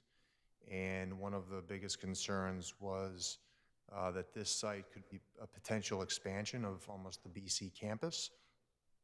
That's why we stuck with the 6 units and felt the number of parking spaces in this location, again, because of the congestion, really warranted that number of spaces. And it also has, 4-bedroom units. So we felt confident that even though, there's some situations where parking is less, in this case, with this specific project, we felt more parking was needed. To give 2 spaces per unit plus 1 guest to keep parking off the streets? Potentially, we feel like that's exactly right. That was just a guess of mine. I'm glad. Yeah, no, exactly right. I mean, the neighborhood, we had, as I mentioned, 4 or 5 neighborhood meetings, and their concern was just the congestion and the extension of the BC campus onto this location. So we felt that additional parking was warranted. We feel like these units will be occupied, and our end users will most likely be, I would say, older families, with not necessarily, of course, they're more than welcome to have young children in this development, but feel like some of the folks that will be living there will have multiple cars. Okay. All right. I just had one more thing. It struck me that this, it seemed like the reason for this is because it's in Chestnut Hill. And people are always saying, well, why isn't there the same kind of number of home density in Chestnut Hill as there is in other parts of the city?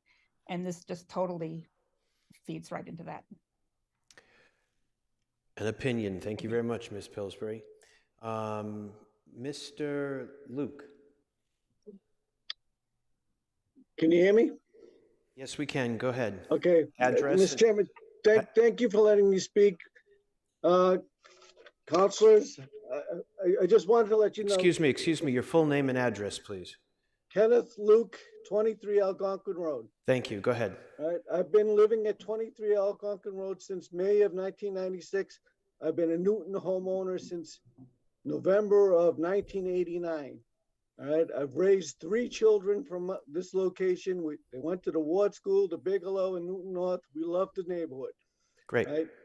The reason why I wanted to speak, and the reason, and if you saw me at the December 6th meeting, was it?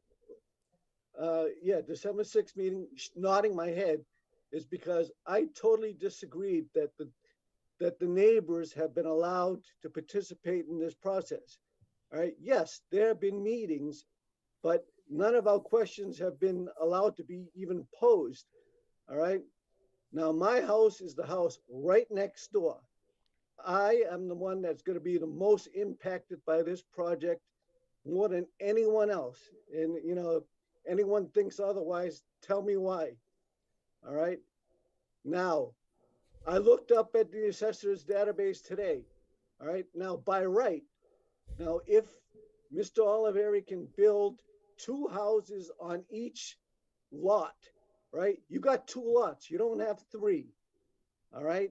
As of today, you have 2 lots. All right. Now, if you want to subdivide, and then propose what you want to do on each of your 3 lots, right? What I think, right, what is terrible that's going on here right now is that, you know, we're being sold that, you know, here's this beautiful plan to build, you know, these 5 structures on, by knocking down 1 building and putting up 5 beautiful structures. People, they're not building a park. We don't get to use the courtyard. We don't get to use the property. These are private residences that people are going to buy for a lot of money. The thing that's for sure that we're going to get from this project is we're going to get total disruption in our lives for at least a year while this place is being built. We're going to have a lot of noise. We're going to have more congestion than we already have from, you know, the BC traffic that we already have. And at the end of the day, all of our real estate taxes are going to go up. All right, Mr. Oliveri, you know, you can build whatever you want on the property that you bought. I don't have a problem with that. What I have a problem with is you're building a lot more than what you need to build. We have a nice neighborhood here.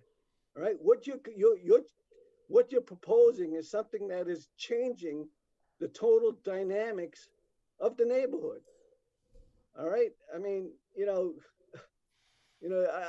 at the meeting last week, which was the first time I got to speak, right? I said, you know, we've asked questions about the roof decks that you proposed. People are going to look into my bedroom, and you said no one's going to be looking in your bedroom. How would you know? I mean, the thought of you proposing to put roof decks, you know, that look into my yard, look into my house. Excuse me, Mr. Luke, Mr. Luke, you're at 3 minutes and 20 seconds. We allow 2 minutes. I'm going to stop you right here. Sorry, Mr. Chairman. I mean, Okay, you know, no, that's okay, but I want to ask, you bring something up, a good thing here.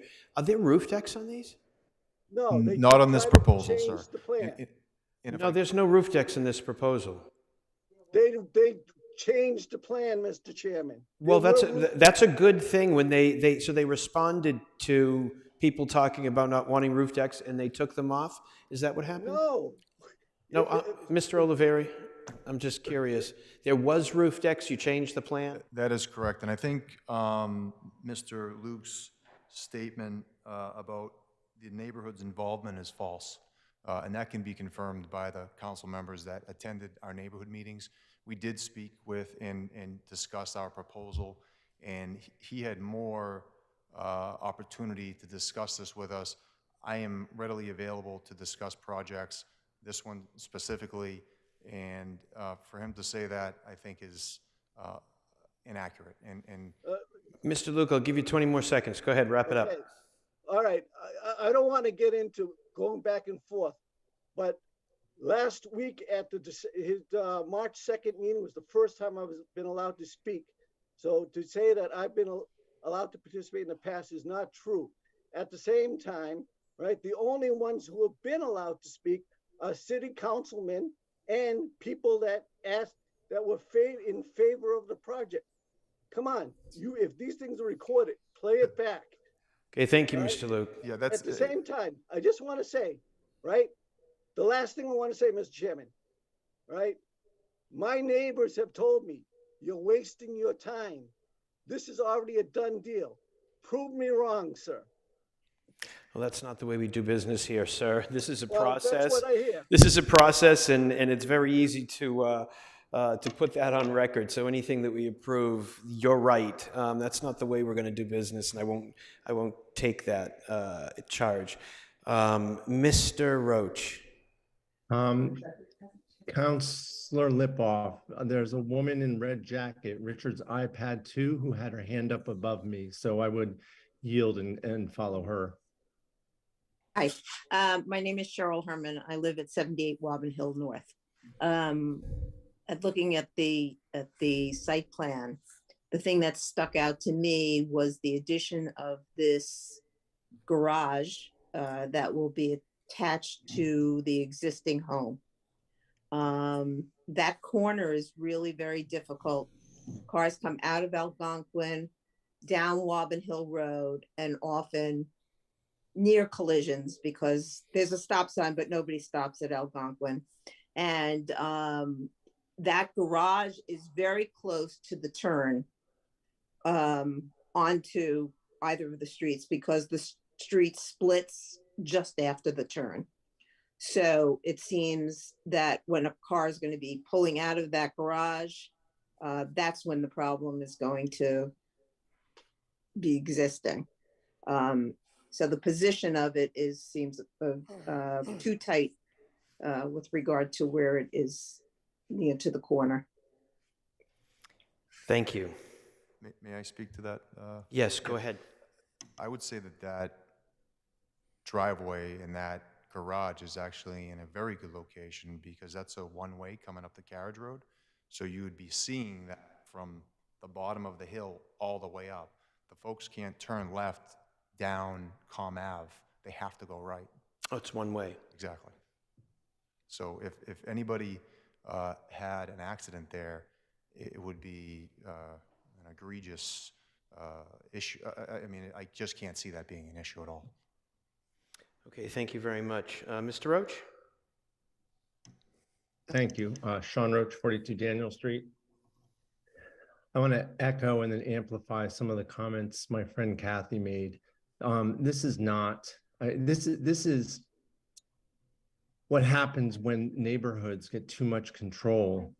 This is a development opportunity 800 feet from the T station at a time of climate crisis and housing crisis, that this size project, this size lot, this close to the T, has this few units that are going to be so exorbitantly expensive.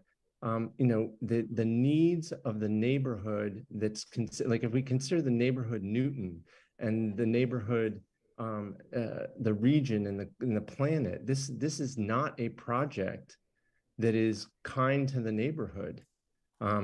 This should be, just two doors down are apartment buildings. This is a lot that should have 12, 20, maybe more units. To squander this development opportunity, I can see you, Councilor Laredo, you're on camera, you realize that, right? To squander this development opportunity on this kind of development with this kind of grotesque overparking is just such a shame. And this council, as the stewards of Newton's development opportunity, it really should take a stand on this one. And it's really unfortunate because I really admire some of the stuff that Civico has done. And the architect talked about mission driven and civic driven. I cannot imagine a mission to house people and to be stewards of the planet that would draw up this kind of plan. 19 spaces could be adequate for 19 or more homes. This is just really, really unfortunate. And I really urge the Land Use Committee and the council to take a stand, be courageous, and show what proper land use should be. Thank you, Mr. Roach. Mary Lee Belleville. Thank you. I'm a little confused with Sean Roach's comment that this is what happens when the neighborhood has too much control. No, this is what happens when developers have too much control. And Sean and Kathy, I agree with you. The parking is ridiculous. But this is not in any way consistent with what the city is saying they want to see produced, unless, of course, it's in a special neighborhood. Thanks. Mr. Morris.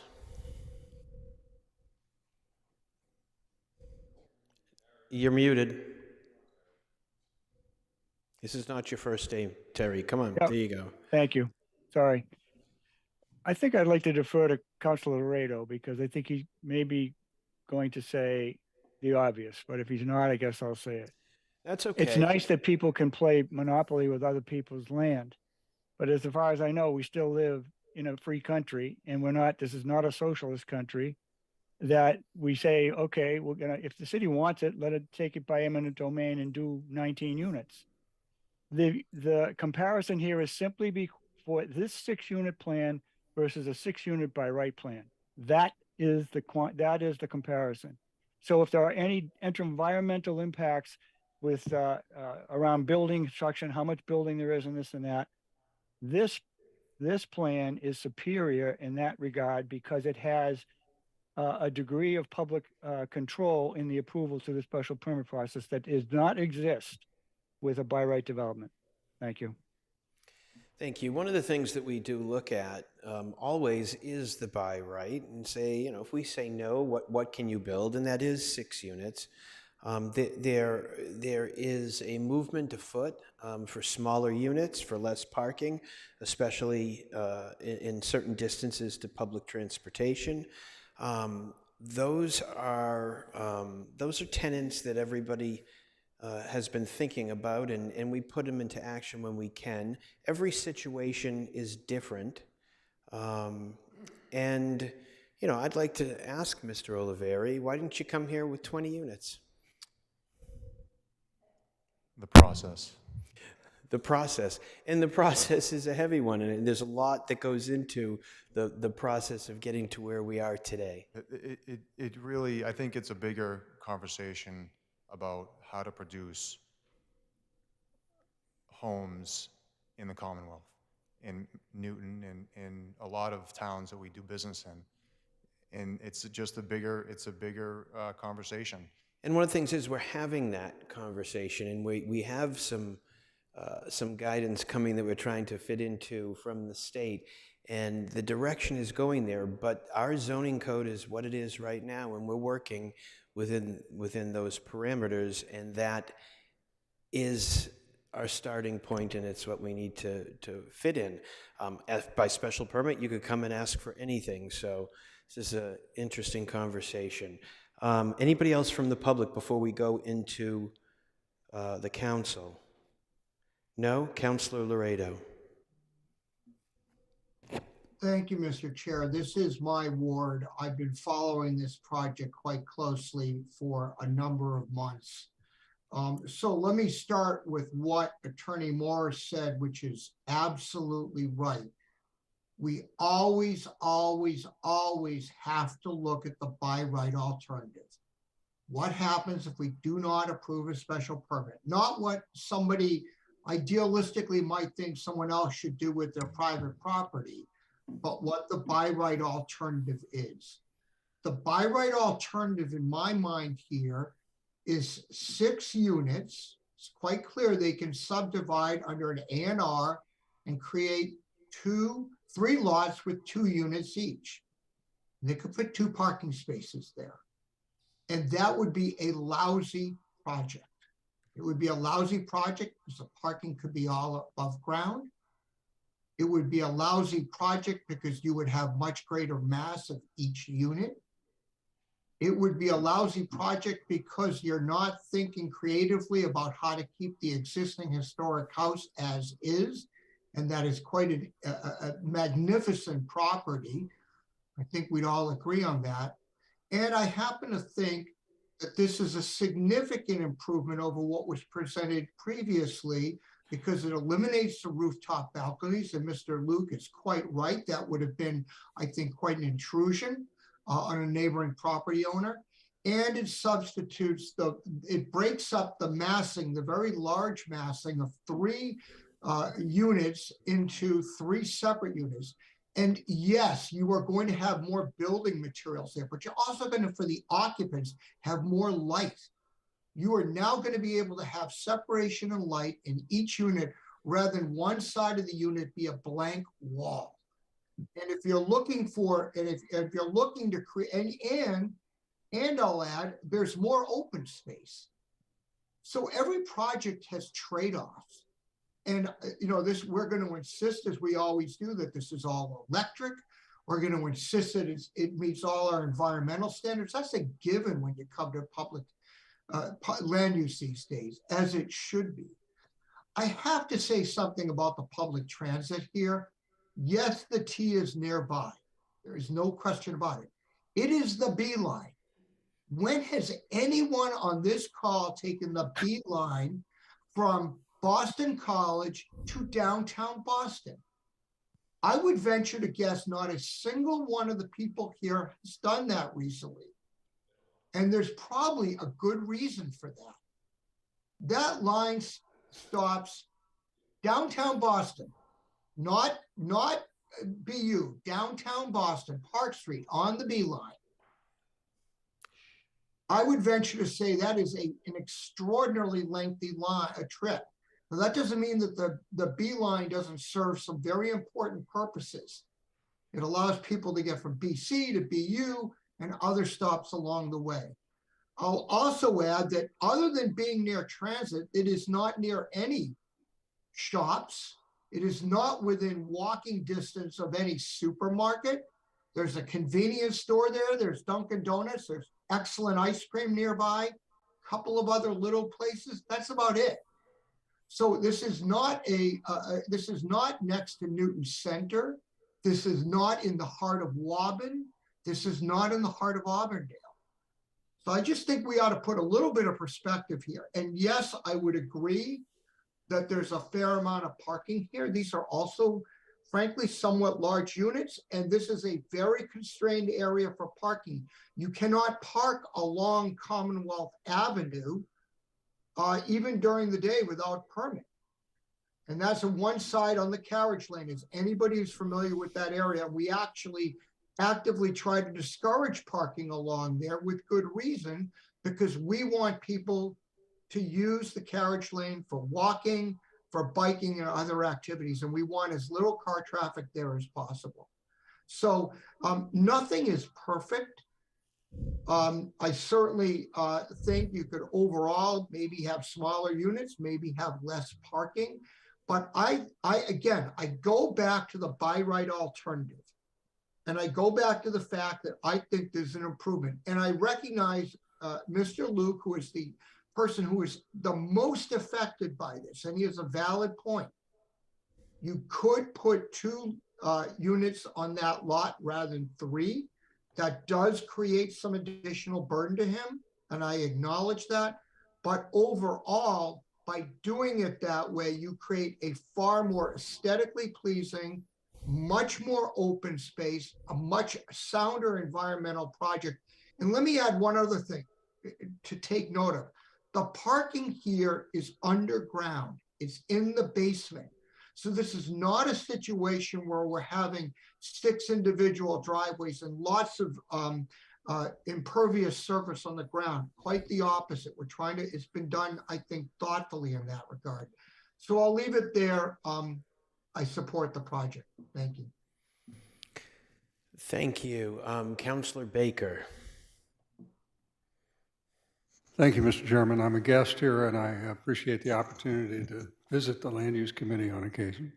Nice to have you here. I'm not used to being quite so audible. The sound system is quite remarkable. I apologize. No. We put this in because people were complaining they couldn't hear. So well, we're working on the balance. Go ahead. No, I'm grateful for the opportunity. I was not able to participate in the meeting last week, but I just want to say that from my perspective, this is an improved project over the original submission.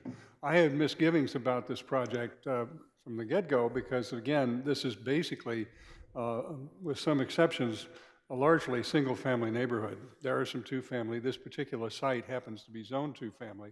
And what the developer has done here has done something he could do as of right in a better way, it seems to me, that honors that aspect of the context. And also, as my colleague has pointed out, the parking problem in the neighborhood from not doing something like is being done here would be on-site parking and indeed probably spill over into the street, which is again an impact that we've tried to avoid. So, you know, the other context here that I think was really important that Councilor Laredo pointed out, we didn't have the ability necessarily to preserve that building in front, which is a striking building in itself. And I think that part of the value of this is the aesthetic. If there's one question that I would have for Mr. Oliveri and his architects is that the window treatments are in some cases very thin and vertical as opposed to the more horizontal read from some other aspects. And I guess I would just ask them to think a little bit about how they might soften some of that so that although I know when from prior conversations, the architects have tried to modernize a particular architectural idiom that speaks in this way. I just think that may be one dimension of it. But having space between the buildings to break them up, to provide some additional opportunity for light and air, not only for the residents, but the neighborhood, I think is a significant improvement. So I will just associate myself with the comments of my Ward 7 colleague. Thank you. Thank you very much. Councilor Bowman, is your hand up? Okay, go ahead. Sorry, thank you. So let's see. I think there is, I would agree with my two Ward 7 councilors that there's a lot to like about this project, and this second submission is better than the first. Historic preservation of the front building, the historic quality in the new buildings, the accessibility, something we hadn't talked about, something I always ask for when there's 4 or more units, so it's lovely to see this come from the get-go, elevators and universal design in buildings. It's such a critical need in our community, and I appreciate the, I think you had said you're actually moving it, but the replication of the very attractive walkway up from Com Ave with the curved entrance up. I think it's quite striking. And I do believe that this is a project that is far better than what could be done if it was divided into 3 lots. That said, I do have some concerns. I share the concern about too much parking because we know, and Newton has participated in the MAPC study that indicates the more parking you provide, the more people who own cars who live in that site. So I think we should think a little bit about that. I did also notice that there's no, unless I missed it, any defined covered secured bike parking.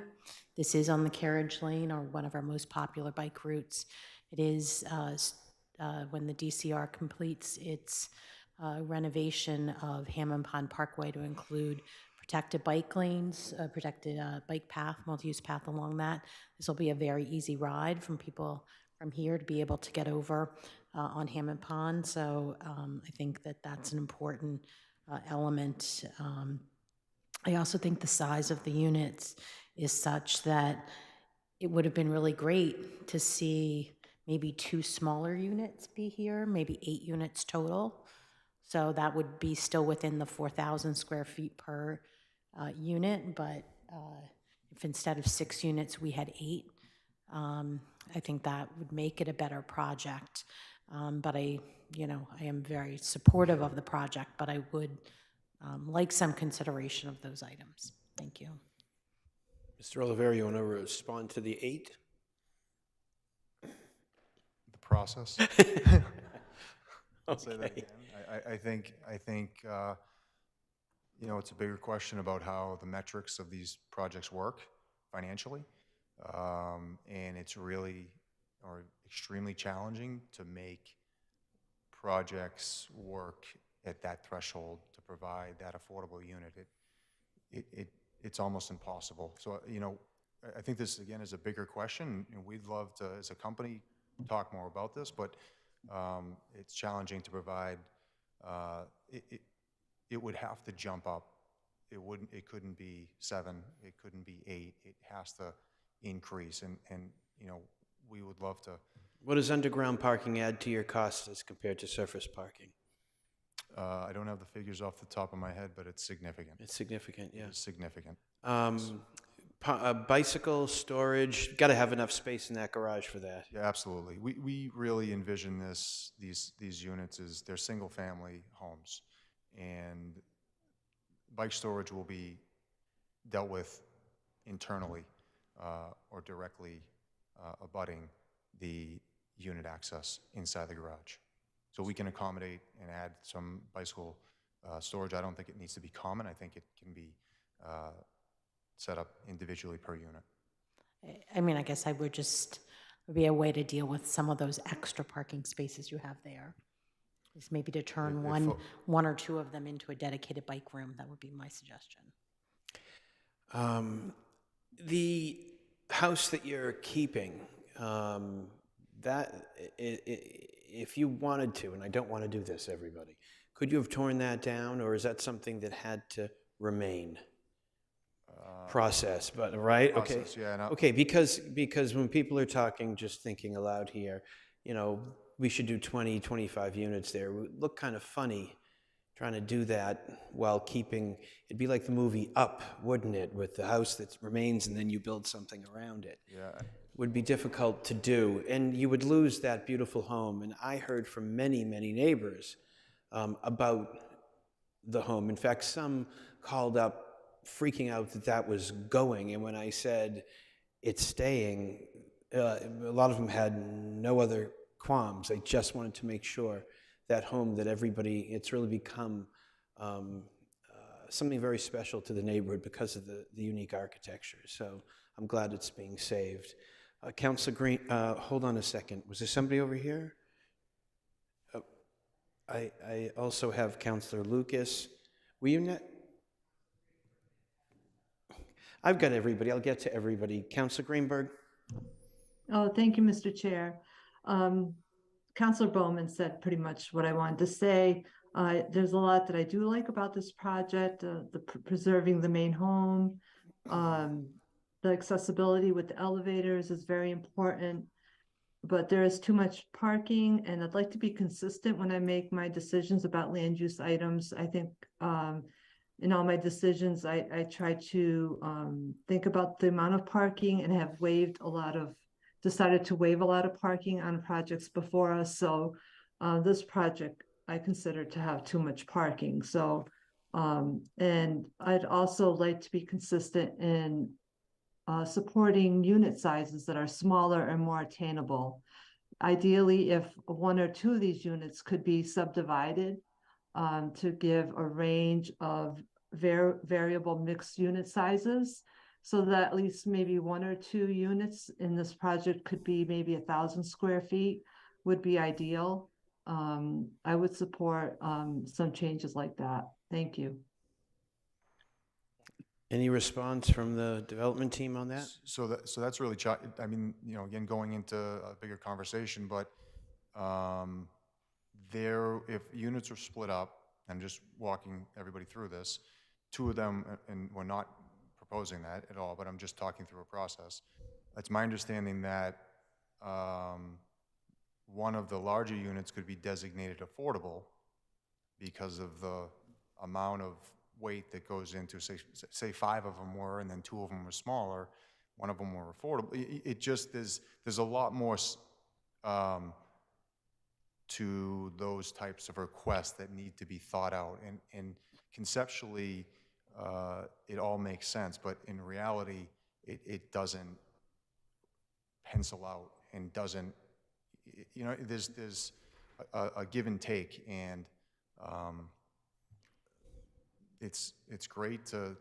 When you were thinking about the parking, did you think about 2 spaces per unit and then maybe 2 or 3 guest spaces? So you had 14, 15 spaces? So we envision the folks, the end users on these houses to be, as I mentioned, an older family with older children in the houses with vehicles. And that's why, as Councilor Laredo mentioned, there's a lot of are parking issues in and around this section of the city, and that's why we felt to increase the parking to the level that we did. Okay, Mr. Morris, you have your hand up. Do you need to speak? I do. Thank you, Mr. Chair. I wanted to address the parking issue, and I think this project is distinguishable from the kinds of projects for which parking waivers have been favorably looked upon. I call your attention to Washington Street, 29-unit project on Washington Street, where we asked for parking waiver because of the size of that, its proximity to public transit and so forth. At that time, an important factor came into a public consciousness, and that was an assessment of the existing parking at the Trio project. It is now established that that ratio is approximately 1 point car per dwelling unit, even though in the garage there are 2. Now, in retrospect, one might say, well, that should have been reduced. I don't think the argument that has been made for waivers is largely said when neighbors have said, if you build it, they will come, which is what I have heard certain people say today. If you provide this parking in this garage, they're going to come. But we have argued that if you don't build it, they won't come. I don't think that the reverse corollary of providing more parking here means that it's necessarily going to be used. But in the interest of protecting the neighborhood, if it is used, it's available. So if 5, 6, 7, 8 of those spaces remain vacant for most of the time because of who's living there, the neighborhood is not impacted. If suddenly the composition, as Mr. Oliveri has said, changes in the households and you have a third requirement for more than 1 car or 2 cars, it will be available and will not be burdening the neighborhood. So I think that parking analysis and the waiver ratio and there is not too much parking here because it's an insurance policy for the neighborhood, depending upon the change in ownership and the different lifestyles of whoever happens to be living in those 6 units at the time. Thank you. Thank you, Ms. Wewell. I just wanted to add on something Mr. Oliveri was talking about with if he were to increase the number of units in this project, what the inclusionary requirements would be. I think there was an amendment to the inclusionary zoning ordinance based, I think, on feedback the housing staff were getting, for projects of this size for 7 to 9 units. So instead of providing a inclusionary unit, they do have the option to only make a cash payment, which would be calculated based on the total development costs. But I don't have that number. That's something our housing staff would have to run. But there's sort of an option if you were to increase the number of units, provide the inclusionary unit and whatever fractional cash payment, or make a contribution of the inclusionary development fund. Okay. Did you know that? I wasn't aware of that. I can dig into it a little bit more, kind of doing this on the fly. Sure. At this point, but I think it's still a financial consideration to you on to figure out, so I wouldn't expect you to respond to the proposal that we have here is what we feel, and these are really 6 single-family homes, and typically a single-family property has more than just 2 parking spaces. So, and that's the demographic that we are catering to in this. It's compared to Trio, which is apartment living. Gotcha. Exactly, and walkability. Okay, Councilor Downs. I don't have that much more to say. I echo my colleagues who appreciate the aesthetics of this and the difficulty of development in this city, but also it's just incredible the amount of parking you're providing.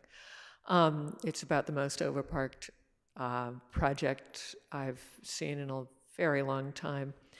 Yes, it would be nice to have more units there, but I understand. And yes, you have shrunk the overall square footage some, which I appreciate. I have a 4-bedroom home, which is half the size of each of these units. And I have 2 parking spots. My garage is made for a Model T, so we don't park in it. We do have a climate action plan. We do want less traffic. We do want less driving. I think we should ask that people build what we want, not what we fear. So I'd encourage the proponent to look at whether the 2 surface units are necessary, whether those could maybe go to grass for now and be converted should they become necessary. Perhaps look at the 2 additional, the curb cut for the older house. I do like the roof terrace, but do you really need a garage there when they have access to the bigger garage? Perhaps that would give you a little more leeway in other areas. I do like that you're saving the older house, but I know the BC stop is not great, but you can switch over to the C pretty quickly and it gets a lot faster. I've done it, and I've walked faster than the B has sometimes too, so I know the issues. However, I would support something with less parking if we could possibly get there. Thank you. I don't understand what you're talking about, 2 surface units? What? Sorry, 2 surface parking spaces are in the driveway. Those are going to have to be shoveled. My guess is they won't be used very often, if at all. They're currently paved. I don't know if you could In front of the new them. garage, you're saying? They're outside the garage. The and driveway. then there are 2 additional parking spaces in a garage for the older house with a roof deck over it. Right, and you're saying Separate the 2 in area. front, the driveway in front of the garage, the access, you're saying No, that's you 2 have to additional. get access there. No, there's another area of toward the entrance of the, I believe there are 2 parking spaces near the entrance to the, on the plan. To the other unit. At the very top of the plan. We can pull the. If you pull those up, Yeah, if we you can pull pull up the the site plan, I plan can up. show you exactly what I'm talking about. Okay, while we're doing that, Councilor Lucas. All right, thank you, Mr. Chairman. Welcome back, Mr. Oliveri. So I got a bunch of questions. So the first one is, I'm still a little confused why you're, how does this constitute single-family attached when none of the buildings are attached? It didn't say that. Does the garage essentially attach them? The garage makes them attached. The garage under, attaching all the units. Yes, sir. Oh. The buildings are detached. So they are attached at the ground level. However, there is sort of a second definition, or below grade, sorry, that is a little bit more specific. I'm just trying to flip through it. That is a grouping of principal buildings containing more than 2 units in total. So that meets that portion of the definition. All right, thanks. So while we're on the parking question, I didn't notice, at least in our packet, maybe it is in there, and maybe it's not in there, any EV parking stations. Yeah, we plan on having all of the parking spaces EV ready. EV ready? EV ready. The infrastructure will be in place to allow chargers to be installed. Okay, all 19 or just the ones in the garage? There's 15 in the garage, and it's very easy that we can have those all installed and be EV ready. Okay, but only the ones in the garage, not the ones on the surface? That's correct. Okay, all right, just want to be sure. All right. And earlier, we saw the by right option, and I was just wondering, has that been vetted by planning? You said it had gone to engineering, but I don't believe it had been vetted by planning. Is that correct? It doesn't need to be vetted by planning.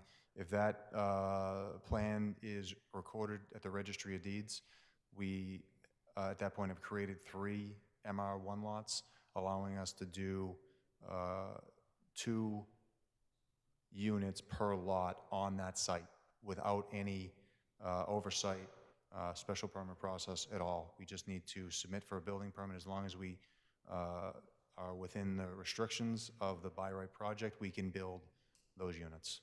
Okay, and that goes to engineering, not to inspectional services? It is in engineering right now. They have a copy of the Mylar on record. It has not been recorded at the Registry of Deeds, so it has been vetted by engineering that there are 3 lots there currently. Just we have not subdivided them legally yet at the registry. Counselor Lucas, so the subdivision would be subject to engineering review. However, any buildings proposed on the site would go through inspectional services.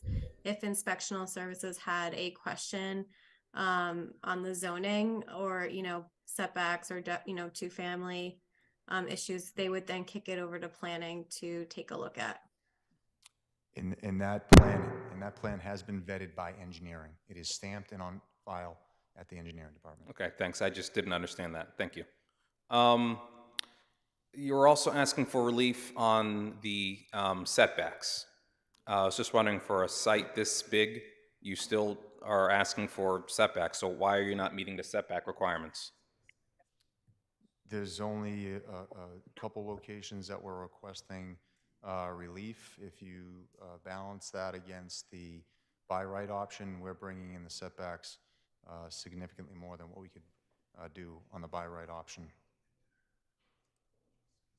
You couldn't make it work within the setbacks? We could not. You could not? Mr. Chairman? Yes.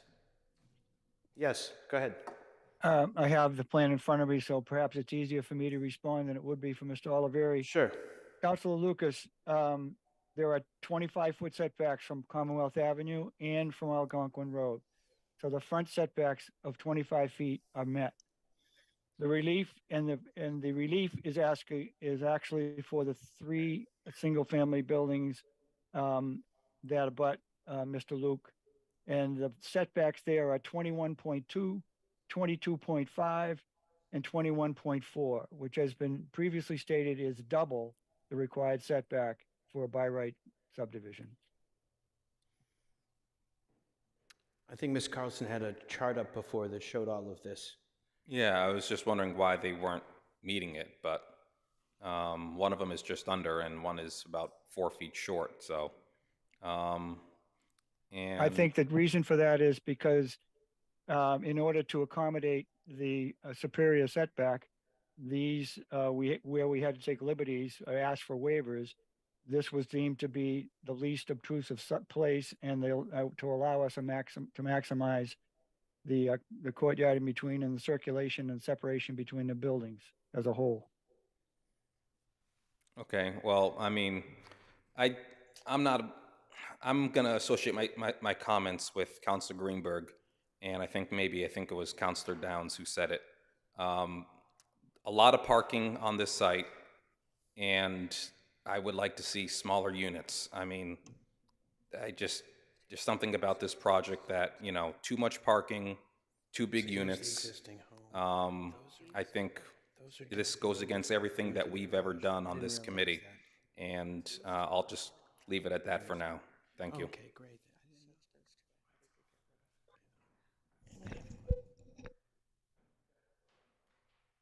Excuse me? Okay. Thank you, Councilor Downs, for that. Sorry. All right, Councilor Baker. Thank you, Mr. Chairman. I appreciate my colleagues' concerns, and they've articulated them well in this and other contexts. I just want to point out that the project as emerged, as the developers indicated, is basically an improvement over what is available as of right, and puts the parking not in the surface where it would be otherwise, and underground in a way that I think doesn't allow a spillover into the neighborhood, which is what we're trying to avoid. This isn't a situation that you can design something different and then assume that it will happen. What I'm concerned about is the as of right model is significantly a poorer design, will not produce the positive impacts this one does, and we lose that building in front. I don't want to minimize the importance of that. And then the last point, I guess, is that even the guest spaces are important. Part of what properties like this will do will generate guests, and in the conversations with the neighborhood, that was a significant issue that we were concerned about. And we heard from constituents about what was going to happen in that context and the developers trying to accommodate them on site. So I realize this is different from the usual model that you're presented with, but it seems far superior to the as of right in this context. And so I hope the committee will entertain it as is proposed. Okay, did you want to say something, Mr. Oliveri? Again, going back to the by right option, how many spaces can be provided if that is the direction that this site goes in?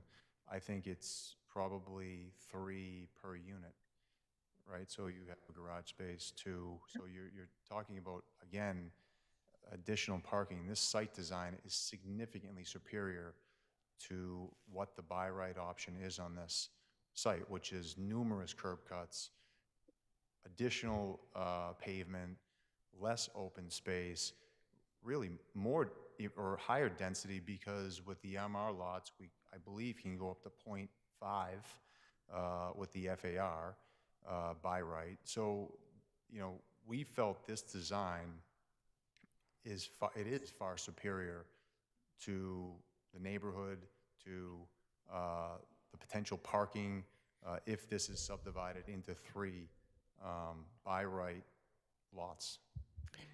If it was 3 by right lots, you'd have 6 units and probably 18 parking spaces.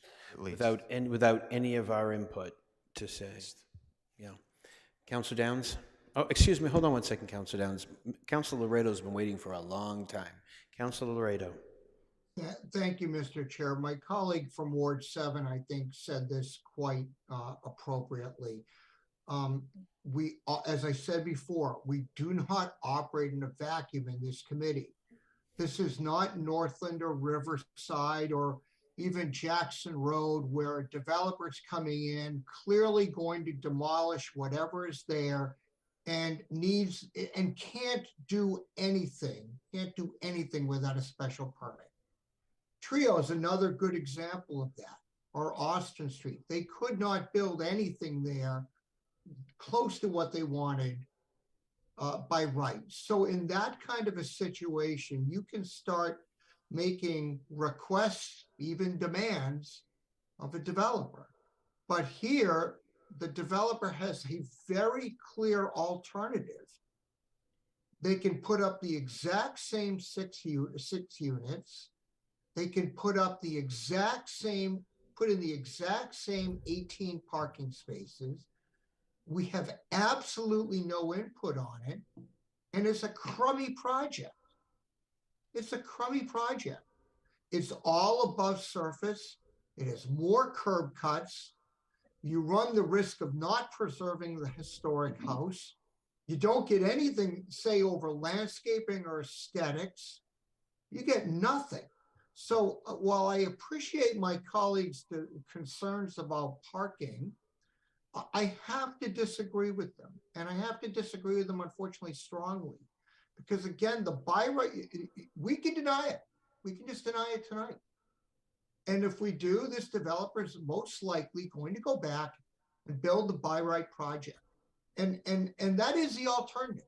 They can build the by right project. We have no control over that. And for some, and in fairness, I think to Mr. Luke in particular, that may be a better alternative, and I recognize that. But they can build a by right project, they can put roof decks, they can do all of that stuff by right, and we have no control. So I urge us to let's go forward with this. It is not perfect. No project is perfect, but I think this is by far the best alternative. I'm ready to move to close the public hearing, Mr. Chair, and move approval. Councilor Downs? I am persuaded by my colleagues from Ward 7 that this is definitely better than the by right alternative. As I think I said before, I'm looking at the planning memo, however, and there's a whole section on stormwater management and how this does not conform with our regulations on stormwater management. So I wanted to make sure we at least cleared that up, that there is an existing stormwater management system, that the design for infiltration in the rear yard it has an easy access point, that, all of these other things that are mentioned here about requirements for a fire suppression system for the garage and sump pumps discharging at grade. Have these been, I don't know who this is, through the chair to the petitioner, have these been addressed? I bet I'm going to go to the petitioner, but I can guarantee you what they're going to tell you is these are issues that have been brought up, and they will not put a shovel in the ground or get a permit until engineering signs off on all of the groundwater. That's what I keep telling people. You read my mind. There you go. I mean, that's the way it always is. When everybody here says, what about the water issues? What about the retention? It's not our deal, people. It's engineering. And they will not get their permit unless they have an engineering plan that keeps water on the site. And our standards exceed the state's, and just want to keep on hammering that. I guess in that case, I'm wondering why it's in the planning memo if we really don't have jurisdiction over it. Go ahead. Similar to the previous petition, we put those in just, they are things that Mr. Daglian noted. They're largely housekeeping issues, I believe. That's what he let us know, but we still wanted to note them because they are something that we want to keep in mind. If, I think if and Mr. Daglian council would prefer us to not note those, that's something for us to keep in mind, but it's not under our decision making. And Mr. Daglian has been in here before when we've asked him to come in, and he tells us this is ongoing. There's a lot of work the petitioner doesn't finish up, because if they don't get the approval, they're not going to go and spend a fortune designing a water system, correct? We've done a significant amount of work on this site already, not only with test pits, but also borings to confirm seasonal high groundwater. So we have spent a significant amount. But it's not always finished by the time you come to us. No, that's correct. So. Okay. I just want everybody to get comfortable with that. Councilor Lucas. I'll be brief. I'm not a big fan of this project, but after listening to my colleagues from Ward 7, they're pretty convincing. I'll vote in favor of this here in committee. I'll leave it at that. Okay. We have a motion by Councilor Laredo to close the public hearing. All in favor, say aye. Aye. Aye. Opposed? Aye. Abstentions?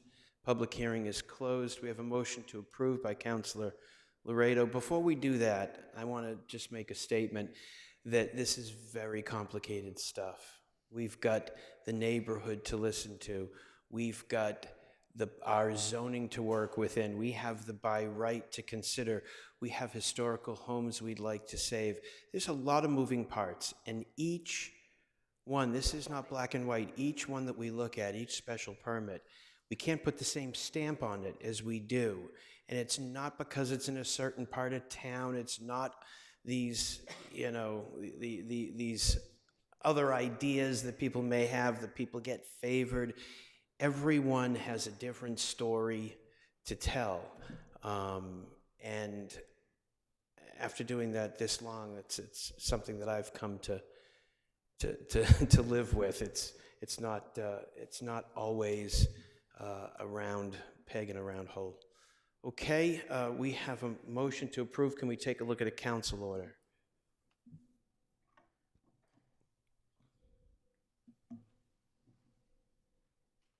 Yes.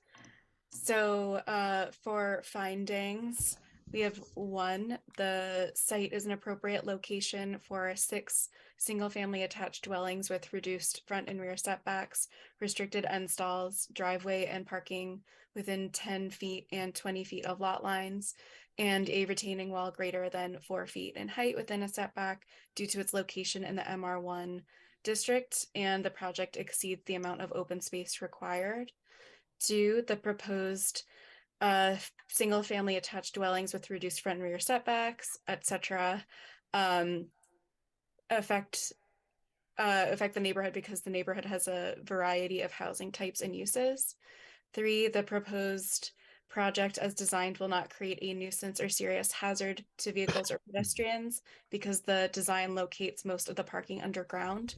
4, access to site over streets is appropriate for the types and number of vehicles involved. 5, literal compliance with the provisions of Section 6 to allow a driveway within 10 feet of the rear lot line, parking within 20 feet of the front and rear lot lines, and restricted end stalls is in the public interest as the site is designed to reduce impervious paving, and relocation of these features may result in increased paving.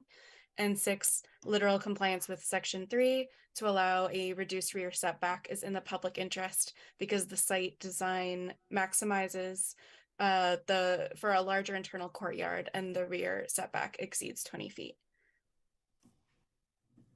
And for conditions, we have plan referencing, an A&R plan to combine the lots, operation and management plan, rodent control, vibration control, undergrounding utilities, the I&I payment, and standard occupancy condition.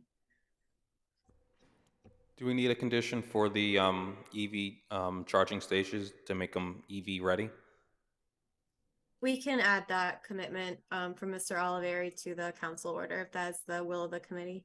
Can we also add something about the electrification? Is that in the plans? All electric? You all electric, Mr. Oliveri? Yes, sir. We'll put We all can add that. we'll put all electric in and EV ready, all spaces or a certain amount of spaces? I would say EV ready within the parking structure. So all of those spaces. Hold off on the new garage section potentially, but I think you could just say all of them. It's fine, other than the outside surface spaces, that's fine. Okay, Councilor Bowman? You can make that work. I was going to say, under the new stretch code, you're already required to put an EV-ready space for each unit, I think 6 and under. So you'd already be required to put one in the new garage. Yeah, I think we were talking about all of them being Yeah. EV adaptable. No, I'm just So that- saying, like, yeah. even with the existing house. Right, with it the new sounds like he's going to garage. do them all. Yeah. He's going to do them all. That's fine. Yeah. That's Yeah, fine. he'll do them all. Okay, so we'll put that in. Thank you. Councilor Markowitz has his hand. Councilor Markowitz? Thank you, Chair. I just had a question on the conditions. Since they were all, can we just put those back up for a second, Ms. Cammett? Just the way these are read, so there's obviously verbiage that goes with all these things. Is this a new format we're using now where we just put the title of the condition in? Yes, there's no reason to put all the language for each one. It would be pages and pages. I'm just asking it to make Yep. sure that, so it's So, an obvious. Hold on, attached let to me the ask- memo, let me we ask- had, Let me ask the question. Before you answer it, let me ask it. Then maybe we'll do it in one shot. I just want to make sure the word, I trust that the wording will get in there. I'm just not comfortable seeing it this way the first time. So I guess you're assuaging my concern on that. I know it's standard stuff and we want to make it standard stuff, but I just want to make sure that's true, number one. And two, with respect to the infiltration and inflow, I would like to see the numbers in there just because that's not standard and the numbers do vary by petition. So it's a little bit of housekeeping here, but unless So there's all a that reason- information is in the memo, including the dollar amount. I can put those up, but it was included. Okay, in the all right, memo. you answered the question. All right. You're saying it's the conditions that were in the packet, et cetera, et cetera. Yes, Yeah. it's all in And there. I think the intent also of the standard conditions discussion is so that the counselors have reviewed all those conditions, understand the nuances of them, and in the future, we can just reference which condition it is instead of tweaking them every time, because then that's how. Well, we want to go to things- standard. Yeah, we're moving Yeah. to standard conditions. We've had discussions on this and we all Right. support that and we're there. I just hadn't seen it presented this way before. So I just Yep. want to Okay. make sure. Thank Okay, you. Thanks. Thank you, Councilor Markowitz. Feel better. Councilor Markowitz will be leaving us for the last item because he needs to go to bed and take care of himself. So you go do that, Councilor Markowitz. Feel better. All right. I think you want me to vote first. Oh, yeah, I'd like you to vote first. Stick around for the vote, sure. Okay, we have a council order in front of us. We have a motion to approve. Mr. Warren, call the roll, please. Yes, Mr. Chair. Councilor Bowman, Aye. Councilor Downs, Aye. Councilor Greenberg, No. Councilor Kelly, Aye. Counselor Laredo, Aye. Counselor Lipoff, Aye. Counselor Lucas, Aye. Counselor Markowitz, Aye.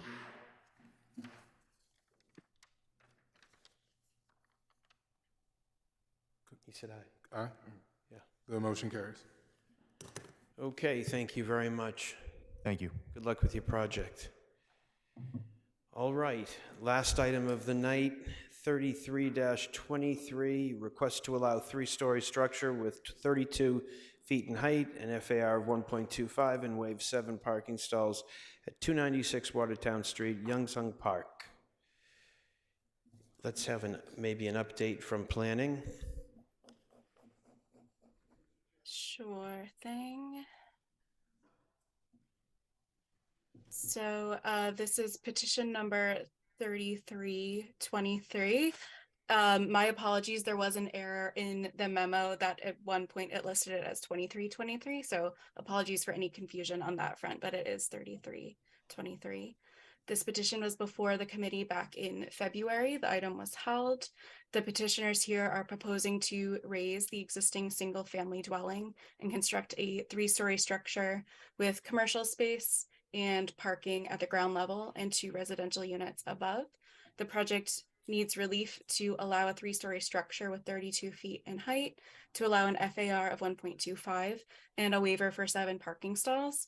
This relief has not changed since that last meeting when the project was initially discussed. So there are really only 2 revisions to note here. First, there are 2 fences proposed around the perimeter of the property, and the petitioner is proposing to use cedar instead of vinyl for the material for those fences. And a sign for the retail use has been added to the front elevation of the structure facing Watertown Street. So just as a refresher for the project, the petitioner is proposing to raise the existing dwelling and construct a 3-story mixed-use building.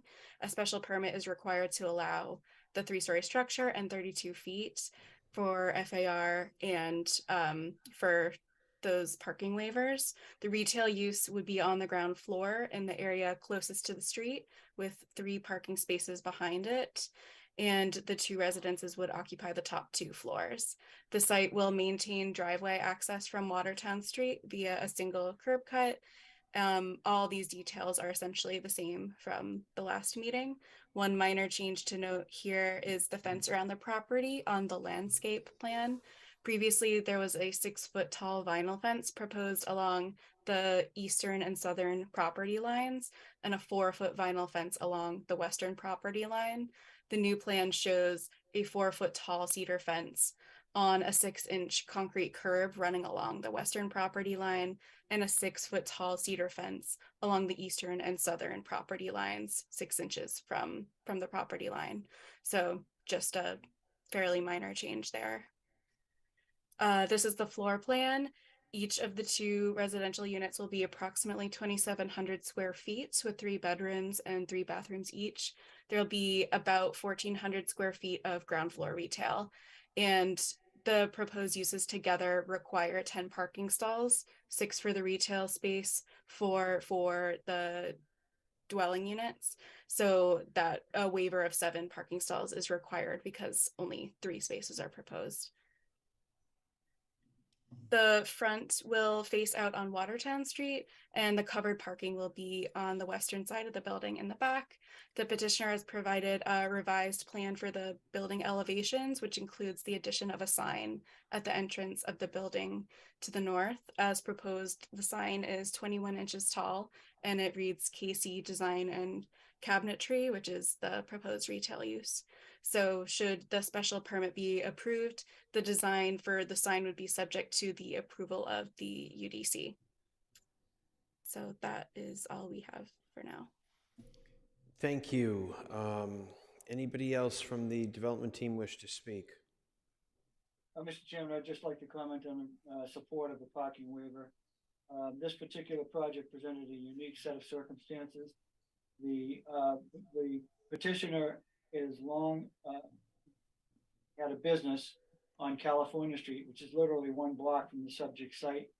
The nature of his business is basically deals with kitchen and sale of and design of kitchen cabinetry. There is no walk-in business. The business is only by appointment. So there's not the usual foot traffic and associated parking requirements with customer service. He and his wife both appeared at a neighborhood gathering that we had since the last hearing, and they will be looking to move into one of these 2 units with that, and they only have 1 automobile, as well as they will control who lives in the second apartment and will be renting only 1 automobile with that unit. So the reason why the 3 spaces and how they would be accommodated essentially is 1 space for each of the 2 units, and the 3rd space is available as needed or related to the business if necessary, or visitor parking when the business is not in operation. That's all we have to add. We appreciate your consideration. Thank you very much. Members of the community, the public, anybody wish to speak, please raise your virtual hand or come up to the microphone if you wish. You don't have to speak if you're here to listen, whatever you'd like to do.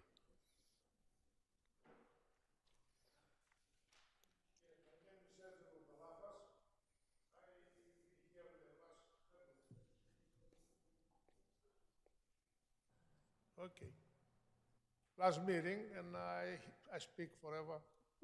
The problems we have there, and the problem we have there, I mentioned to you guys, we have big trouble with park, big trouble, special with people who work there. Nothing else I can say. I see the last meeting you have, you like to give more properties. I guess you guys make up your mind to give anyway.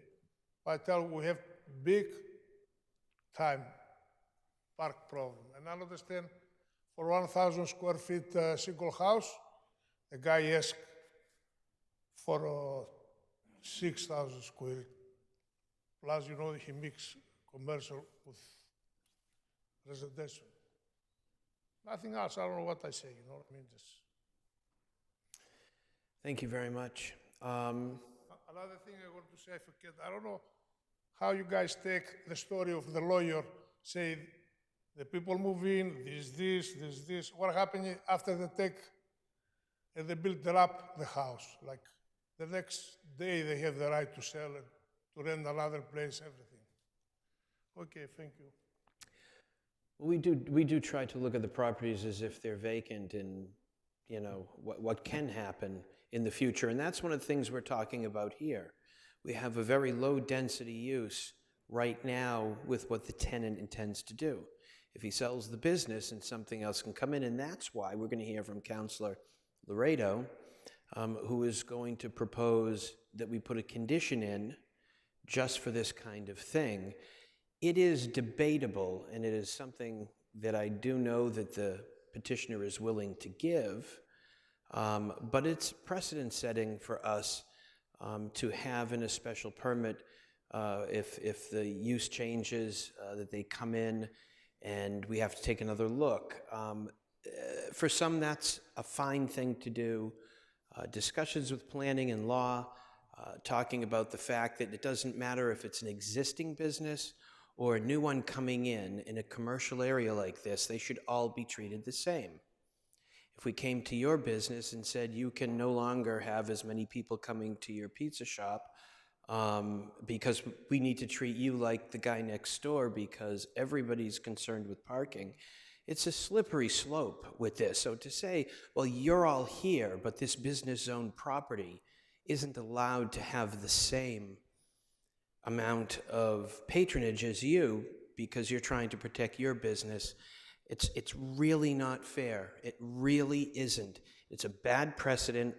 I do know that it's going to be proposed. I know that law and planning aren't thrilled, neither am I, but it's not something that we that's illegal for us to do. It's something that we can do.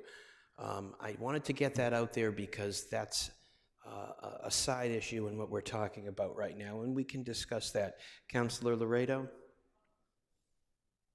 Well, Mr. Chair, I appreciate your stating your opinion before I had a chance to state mine. Was I accurate? Well, I don't agree with your opinion.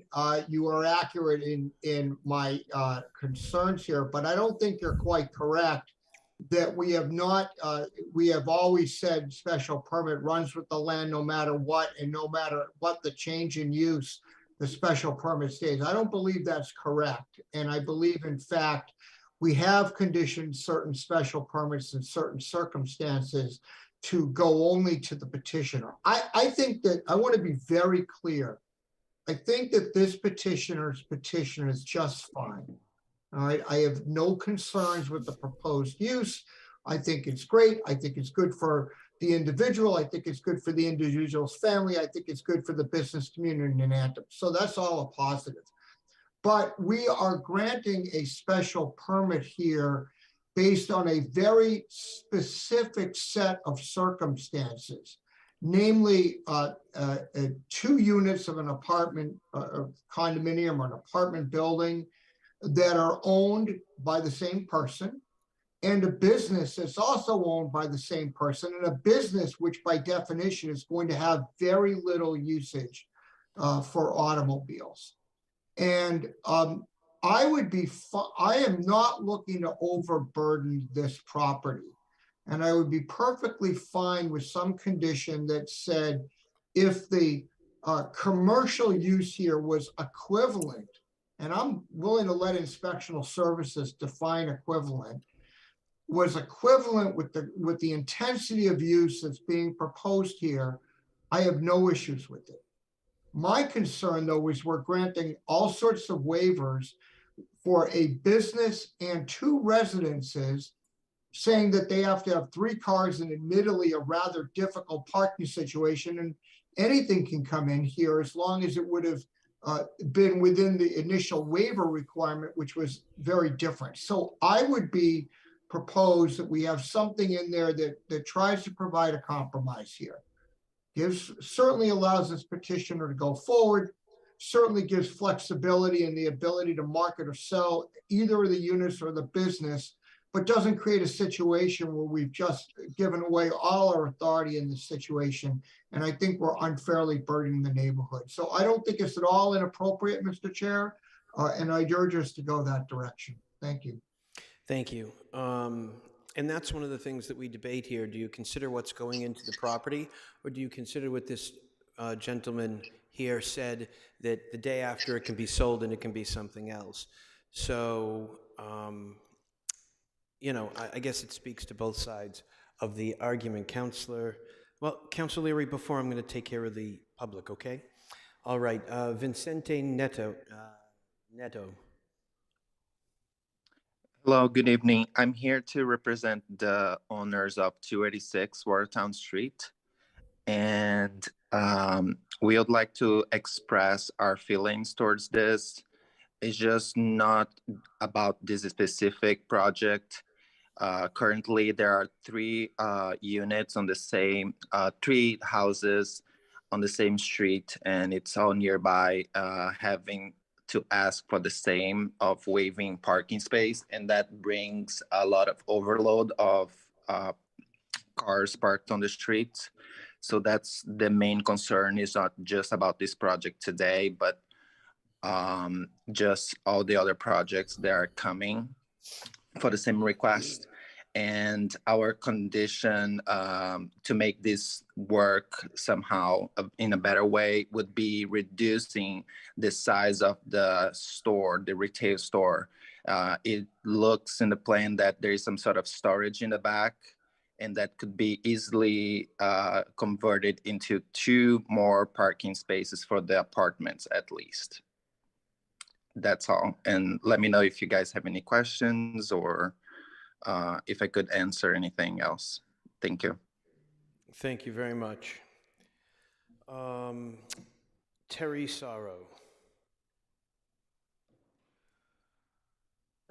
Hi. Well, Mark, I guess, reiterated the concerns that I also have as far as the. So am I right? It right now it's 10 parking spaces are there, correct? And they want to go down to 3. So Well- we're not really, Rick, you kind of confused me when you said your statement there, changing, because when it's 10, so you're changing it to 3. So that's a special permit, right? Yeah, I didn't discuss the number of spaces at all, but by our zoning and the number of units, and, you know, it's 10 that's expected, and a lot of our parking is overblown. We're working on that today, trying to fix that. But yes, it's a waiver of 7 to only have 3, based on our zoning. So the zoning says you should have 10. We do this all the time. Our zoning is a little outdated, and that's what we're trying to fix right now. But yes, you are correct, and that's exactly what this petition says. Right. So I hear what you're saying, and we've been doing this for a lot of projects with the parking and stuff, but right next door to it is going to be 290 with 5 units going in there. So I think Mark stated all. I think it's, this business seems to be okay because it's not going to have a lot of customers. But like I stated, Mark, I think feels like most of the neighbors in that area. Thank you. Thank you. I've taken this opportunity to present that debate to this committee, because it's something that we've been talking about with planning and legal. It's worth having a discussion. As I stated from the beginning, the petitioner is amenable to adding this condition, and I won't stand in anybody's way, but it was definitely worth talking about and something to keep our eye on. Councillor Leary. I'm going to stand to stretch my legs.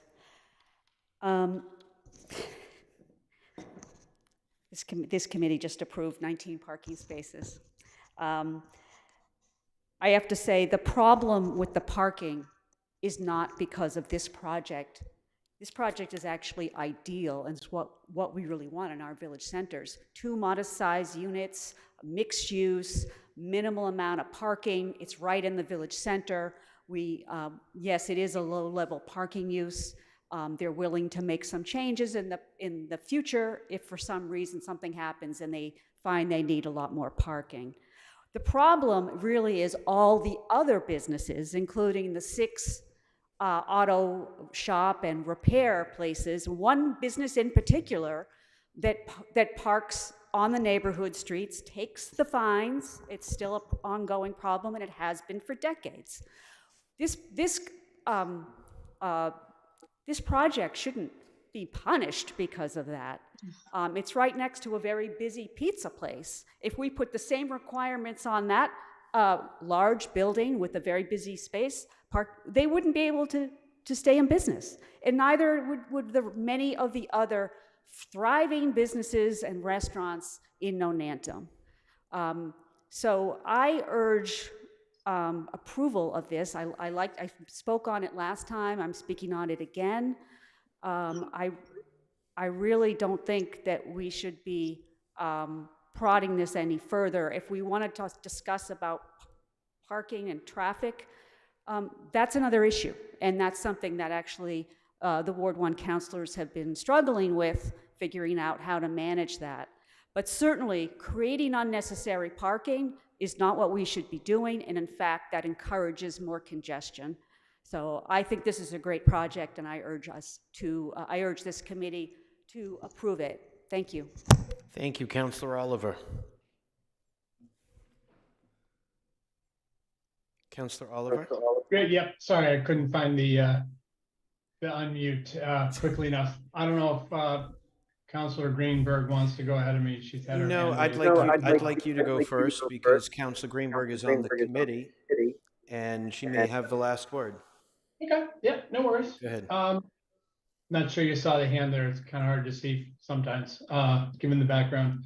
I am going to align myself with Councillor Laredo's thinking on this. It does seem to me that,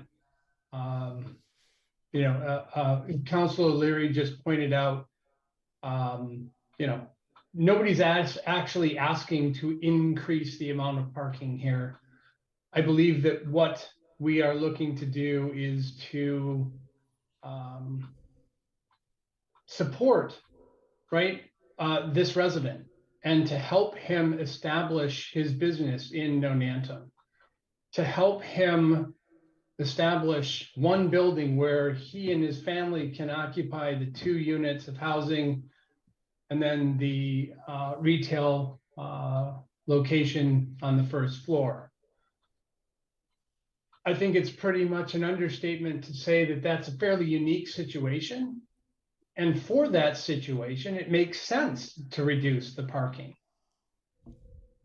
If or when that situation changes, however, that's, I think, when we need to reconsider what, because in my opinion, when someone is coming forward asking for a special permit, we need to take into consideration the possibility of what we're kind of accepting here in terms of waiving the additional parking. Again, I'm okay doing that.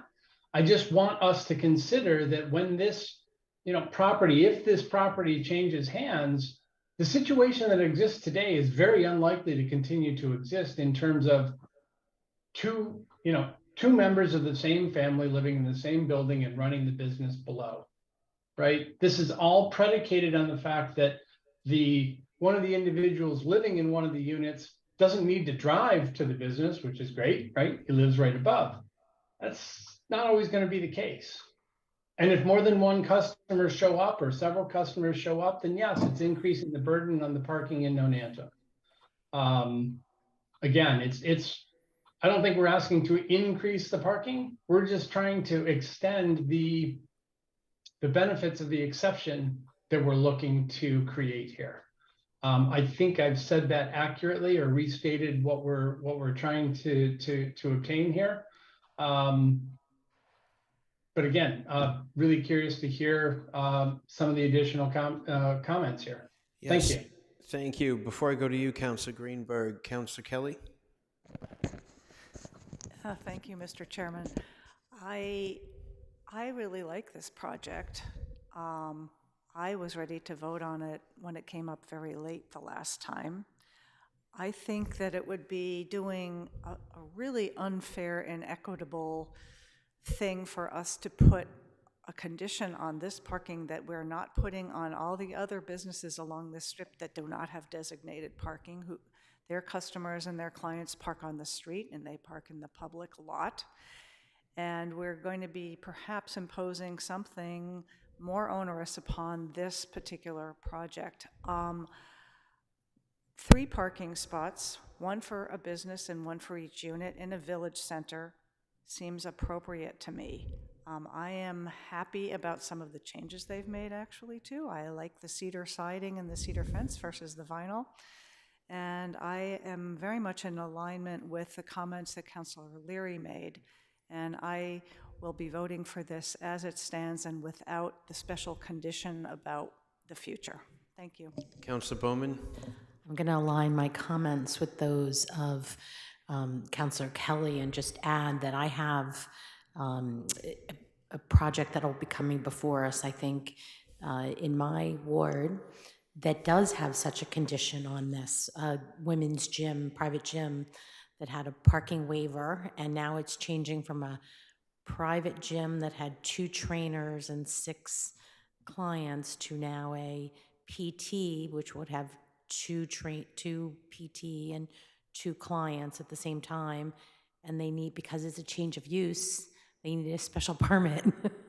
And even though those uses are so incredibly similar, probably will have even less parking. And the business that once come in is very frustrated that they have to go through this process. And I hope that they stay with Newton as opposed to choosing to rent someplace else.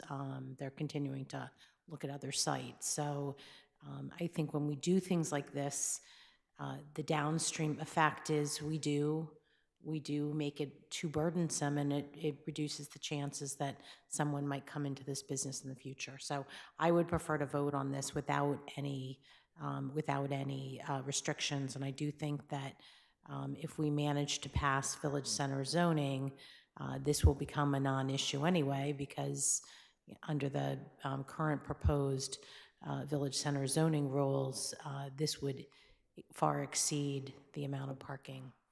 Ms. that needed. Wewell, can you explain the difference between, I mean, there are times when there's a change in use and they have to come in. That does happen in certain zones as compared to this. Can you explain for everybody? Yeah, so do you mean for as of right or special permit, or I'm not quite sure what the sort of hypothetical is. We've had times where one business moves out, another one moves in, and they've got to come to us for a special permit. Yeah, so that means, Go ahead. yeah, so that means their parking requirement is higher than the previous use. So oftentimes it's caught, when they come in applying for a building permit to, reconfigure the space, put up walls, take down walls. ISD will stop them and say, oh, your use is a higher parking requirement than the previous use, you need a special permit. So that's sort of where the special permit process kicks off. But if it's examined and it's an even trade, then they can proceed as of right and get their building permit. Okay, how is that different in the situation that we're in right here? Is it because it's by special permit now and not a by right turning to something else? Yeah, so their parking requirement is 10 stalls and they're only providing 3. So if they were able to accommodate those 10 stalls, parking would be out of the question here, but they would still need a special permit for FAR. So if we don't put a condition in here and they move out and a use comes in with a much higher need, yeah, would they need to come back for a special permit? Are we doubling up here, putting this in the condition? Just they asking, would need Councilor Laredo. You don't have to go nuts.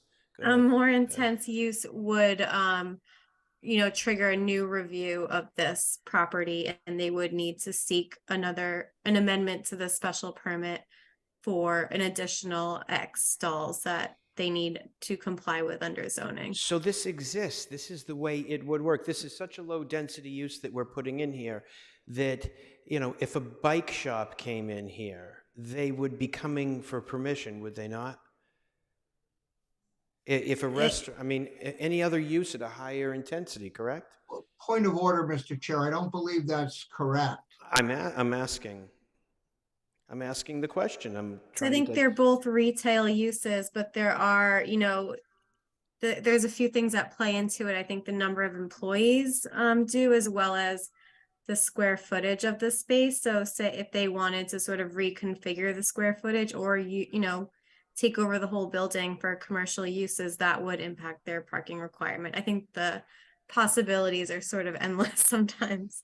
Okay, so there are a lot of different reasons why this space would come back to us for a special permit naturally, and putting that, and I guess you could look at it both ways, everybody. If you put that in, it probably would happen anyway, so it kind of lessens the egregious nature that we're all feeling here of putting that kind of constraint on it. Councilor Bowman? Let me just clarify what the condition is that I'm afraid will happen here, that is already happened in our neighborhood, is that when this particular gym was permitted, we waived, the parking spaces are waived. It happened in 2019 for this use, and there was a special line put in that special permit that said if the use changed from a women's gym to anything else, that those parking waivers did not go with it.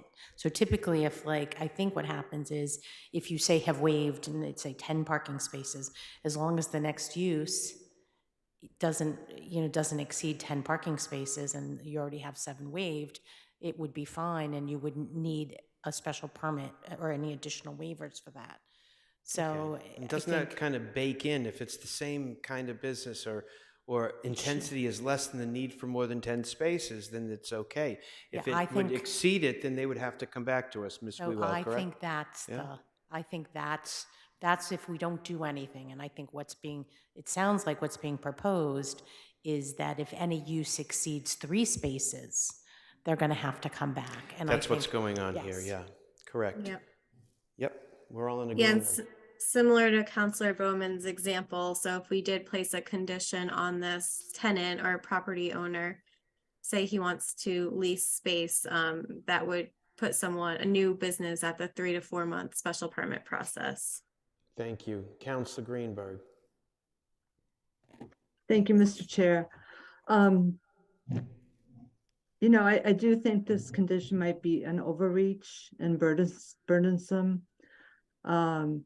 But I'm wondering how the petitioner feels about accepting this condition in the order. Mr. Morris? Unmute. Yeah, thank you.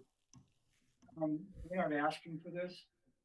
We're really leaving it up to the majority of the committee to determine whether. We can't hear you, Mr. Morris. We can't hear you. We can't hear you. Speak up or do something. Sorry. Thank you. you. Hear me better now? Yes, we can. Okay, terrific. Sorry about that. I said, we're not asking for this condition. We really left it, we don't fear it either, because we're representing a certain set of facts. Our client has owned this business and been in the neighborhood for more than 10 years. So, and he's a relatively young person. We don't anticipate him moving, so we don't see it as a burden. When this was discussed in other venues, we basically noted that there are a number of other uses that could come in and treat this property as a home live-work situation, which is essentially what this client is doing. You know, and that could be any number of sole practitioners, attorneys, accountants, you know, anyone who just needs an office or some small space. And the question then would go to the inspectional services as to whether or not that's going to trigger, you know, an amendment. We leave it up to the committee. If there's a motion made and the committee decides, yes, that's what they want to do, we'll accept it. If the motion fails, we'll accept that too. Okay. The only way we would say that we had to do it is if the matter was going to be voted down, but I can't believe that given the nature of the discussion, that that's really in the cards. Right. Thank you. Ms. Wewell, would this go to inspectional services for consistency ruling, and they would look at the new use, and if it was within the parking space, the 3, they would say fine. If it was something else, actually they would go right to special permit. There would be no consistency? Yeah, I don't think it would even go as far as consistency. It would be something that's dealt with sort of at the counter in a plan review, asking questions like how many employees do you plan to have, the square footage of your business, and that's sort of the check that it happens. And if they comply, then it doesn't need to go any further.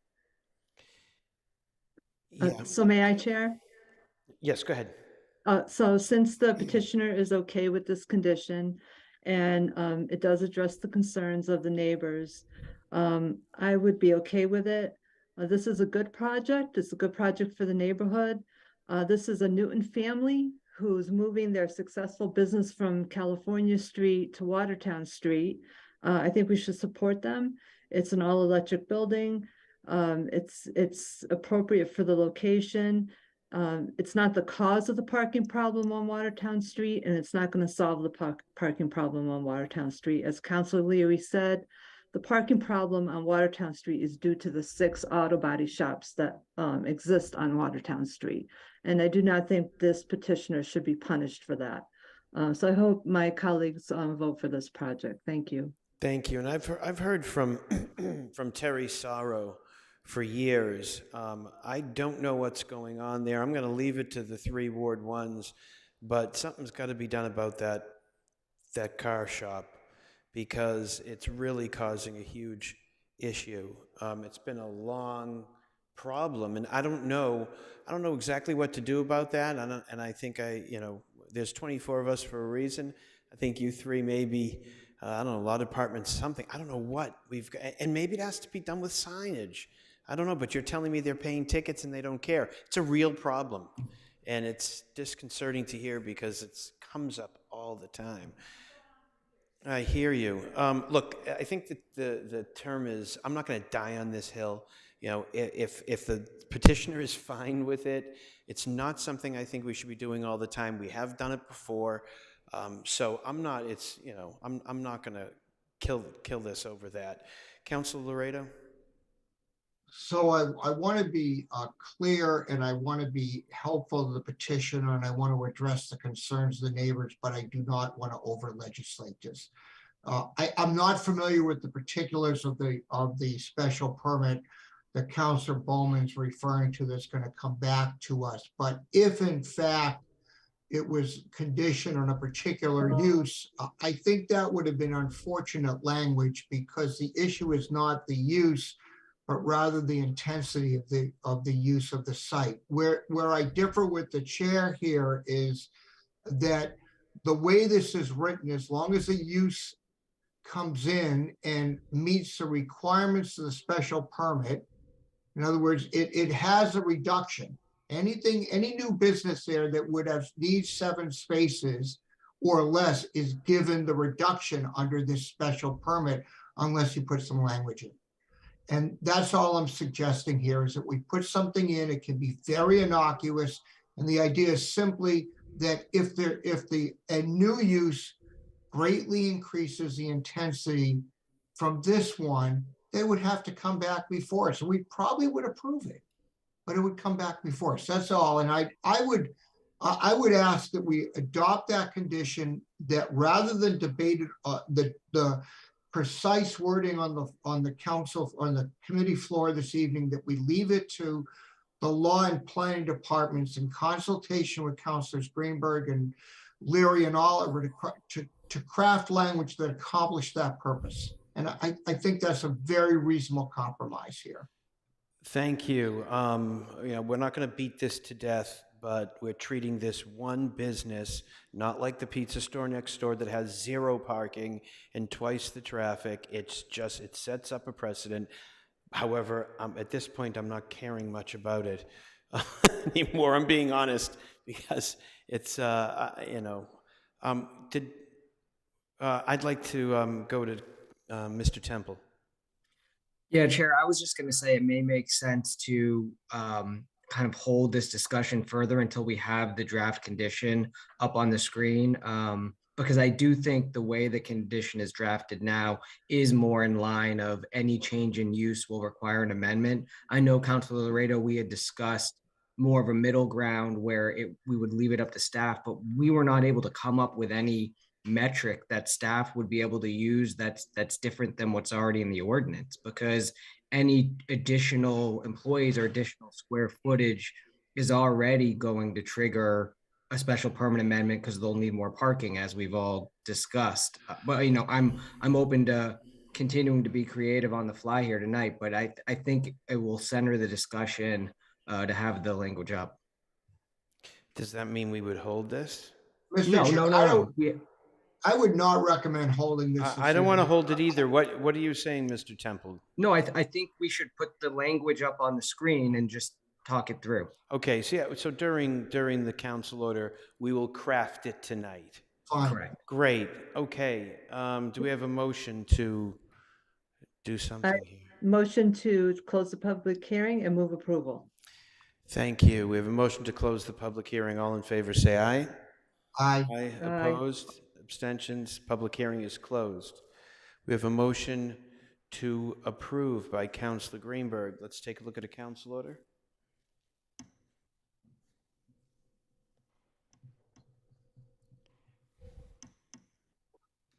So for proposed findings, we have the site is an appropriate location for the proposed mixed-use project as proposed due to its location in the BU1 district, which features a diverse mix of uses and buildings of similar scale. 2, the project will not adversely affect the neighborhood because the project meets all setback requirements and will include new plantings and landscaping. 3, the project will not create a nuisance or serious hazard to vehicles or pedestrians because the driveway will be screened. 4, access to the site over streets is appropriate for the types and number of vehicles involved. And 5, literal compliance with the required number of parking stalls is in the interest of environmental features, as the reduction in the number of stalls reduces the amount of impervious area. So for conditions, we had really just kind of the standard conditions, plan referencing, standard building permit condition, and occupancy. Okay. sort of, oh, sorry, go ahead. No, go ahead. In anticipation of, knowing that there might be something in this main proposed, we took some of the similar language that was tied to a specific use. I'm hearing that we want to move away from that a bit, but this was the draft, just the sort of like starting off draft that we had. Okay. Yeah, and I'm let me good. just jump in here Yeah, go ahead. briefly. This is the condition we've used very infrequently, but maybe once or twice a year for certain use permits, and we as staff are trying to get away from this type of condition. And we had tried to build in a little more flexibility, but what we found was, as I just said, any increase in intensity is already going to trigger the relief. So I'm not sure what other staff discretion we can build in. But Councilor Laredo, let's Well, talk that I'm going to through. go to my attorney, and I hope he gives me a good rate because it's late in the hour. Councilor Laredo, can you help us craft? I can assure you, Chair Lipoff, you're not getting any discounts whatsoever. Let me suggest this. I think that we ought to, first of all, make this in the affirmative so it's clear that it can be done. Because the way it's drafted now, it's a negative. And I don't think that is the intent here. It would be something like any proposed change in the use of this site from the cabinetry shop shall be permitted so long as the use of an equivalent intensity without seeking further amendment to the special permit. Sorry, can you say that one more time, Councilor? Yeah, that was really on the fly. I'm sorry. Kat, I have that. It's better. You have that? Okay, great. Thank I you. have that. Sorry. Any future proposed change in use of the site from the cabinet shop shall be permitted unless the proposed use is more intense than the use, The permitted use. than the permitted use, okay? And I might even add, any.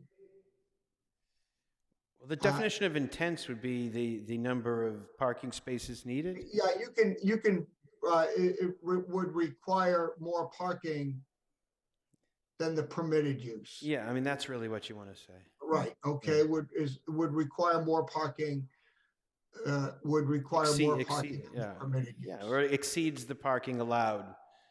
If you want to phrase it that way. Yeah. And I might even put in there, you might want to see, and then you might put in there, rather than have them come back for a new special permit, put in something about coming before us for a consistency ruling, if there's any question about it. And that way you're not coming back in and going through the whole special permit process. I like it. Petitioner likes it. I like it too. Look, there are some people who aren't very happy with this in here. I mean, some of us don't agree to do this, but the petitioner is okay with it. Councilor Bowman? So that, I'm liking this more because I think that it resolves the issue that I had, which was what does. happens if we change the village center zoning to basically only require 2 parking spaces here, regardless of what the retail use is in the future. It sounds like as long as it doesn't exceed the required, which with the requirement, it would be fine. I just don't want them to have to come back. And if you get an attorney or an accountant who, like they said, wants to live upstairs and has that, there's a lot of instances here where it's not going to change. It's not perfect. It's not what we all believe is necessary, but the petitioner is okay with this. Councilor Leary. I'm completely opposed to this. I think it's ridiculous. I think it's unnecessary. I mean, and we're treating this particular petitioner differently than everybody else. And it won't do anything to improve the parking, which my Ward 1 colleague has already mentioned, or make any difference. I just think it's unfair, it's capricious, and it doesn't make any sense to me. Of course, I love the project, but I just want to make my feelings known. I think this is just overreach. I appreciate that, and some of us started this conversation saying that exact thing. When the petitioner is fine with something like this as well, and to them it fits in their life, I don't think it's right to our business dealings. It's okay to this petitioner. Councillor Kelly. I'm sorry, I'm going to be really brief, but I agree again with Councillor O'Leary. It's so wordy, it's so unnecessary, calling out the specifics. I have to say that I'm happily stunned that Councillor Laredo and Attorney Morris are in agreement on something tonight. So for that, I am very grateful, and I will go along with it, but I think it is so unnecessary, and I think it's ridiculous, and we should just not do it. But if this is what we're going to do, if the Ward 1 councillor agrees to it and Mr. Morris agrees to it, and that's what everyone wants to do, I'll vote for it because I'd like to move on this project tonight. It's really where we're at. You know, the hardest thing we do is to explain to people from the neighborhood that aren't happy with something and try to force, really, petition elected officials to do these kind of things when we shouldn't be doing it. That's my last word on this. But here we are. We have a motion to approve. Please call the roll. Yes, Mr. Chair. Councilor Bowman. Aye. Councilor Downs. Aye. Councilor Greenberg. Aye. Councilor Kelly. Aye. Councilor Laredo. Aye. Councilor Lipoff. Aye. Councilor Lucas. Aye. The motion carries. All right, Thank you. everybody. Thank you all. Take care. Good luck with your project. Good night, everybody. Thank you.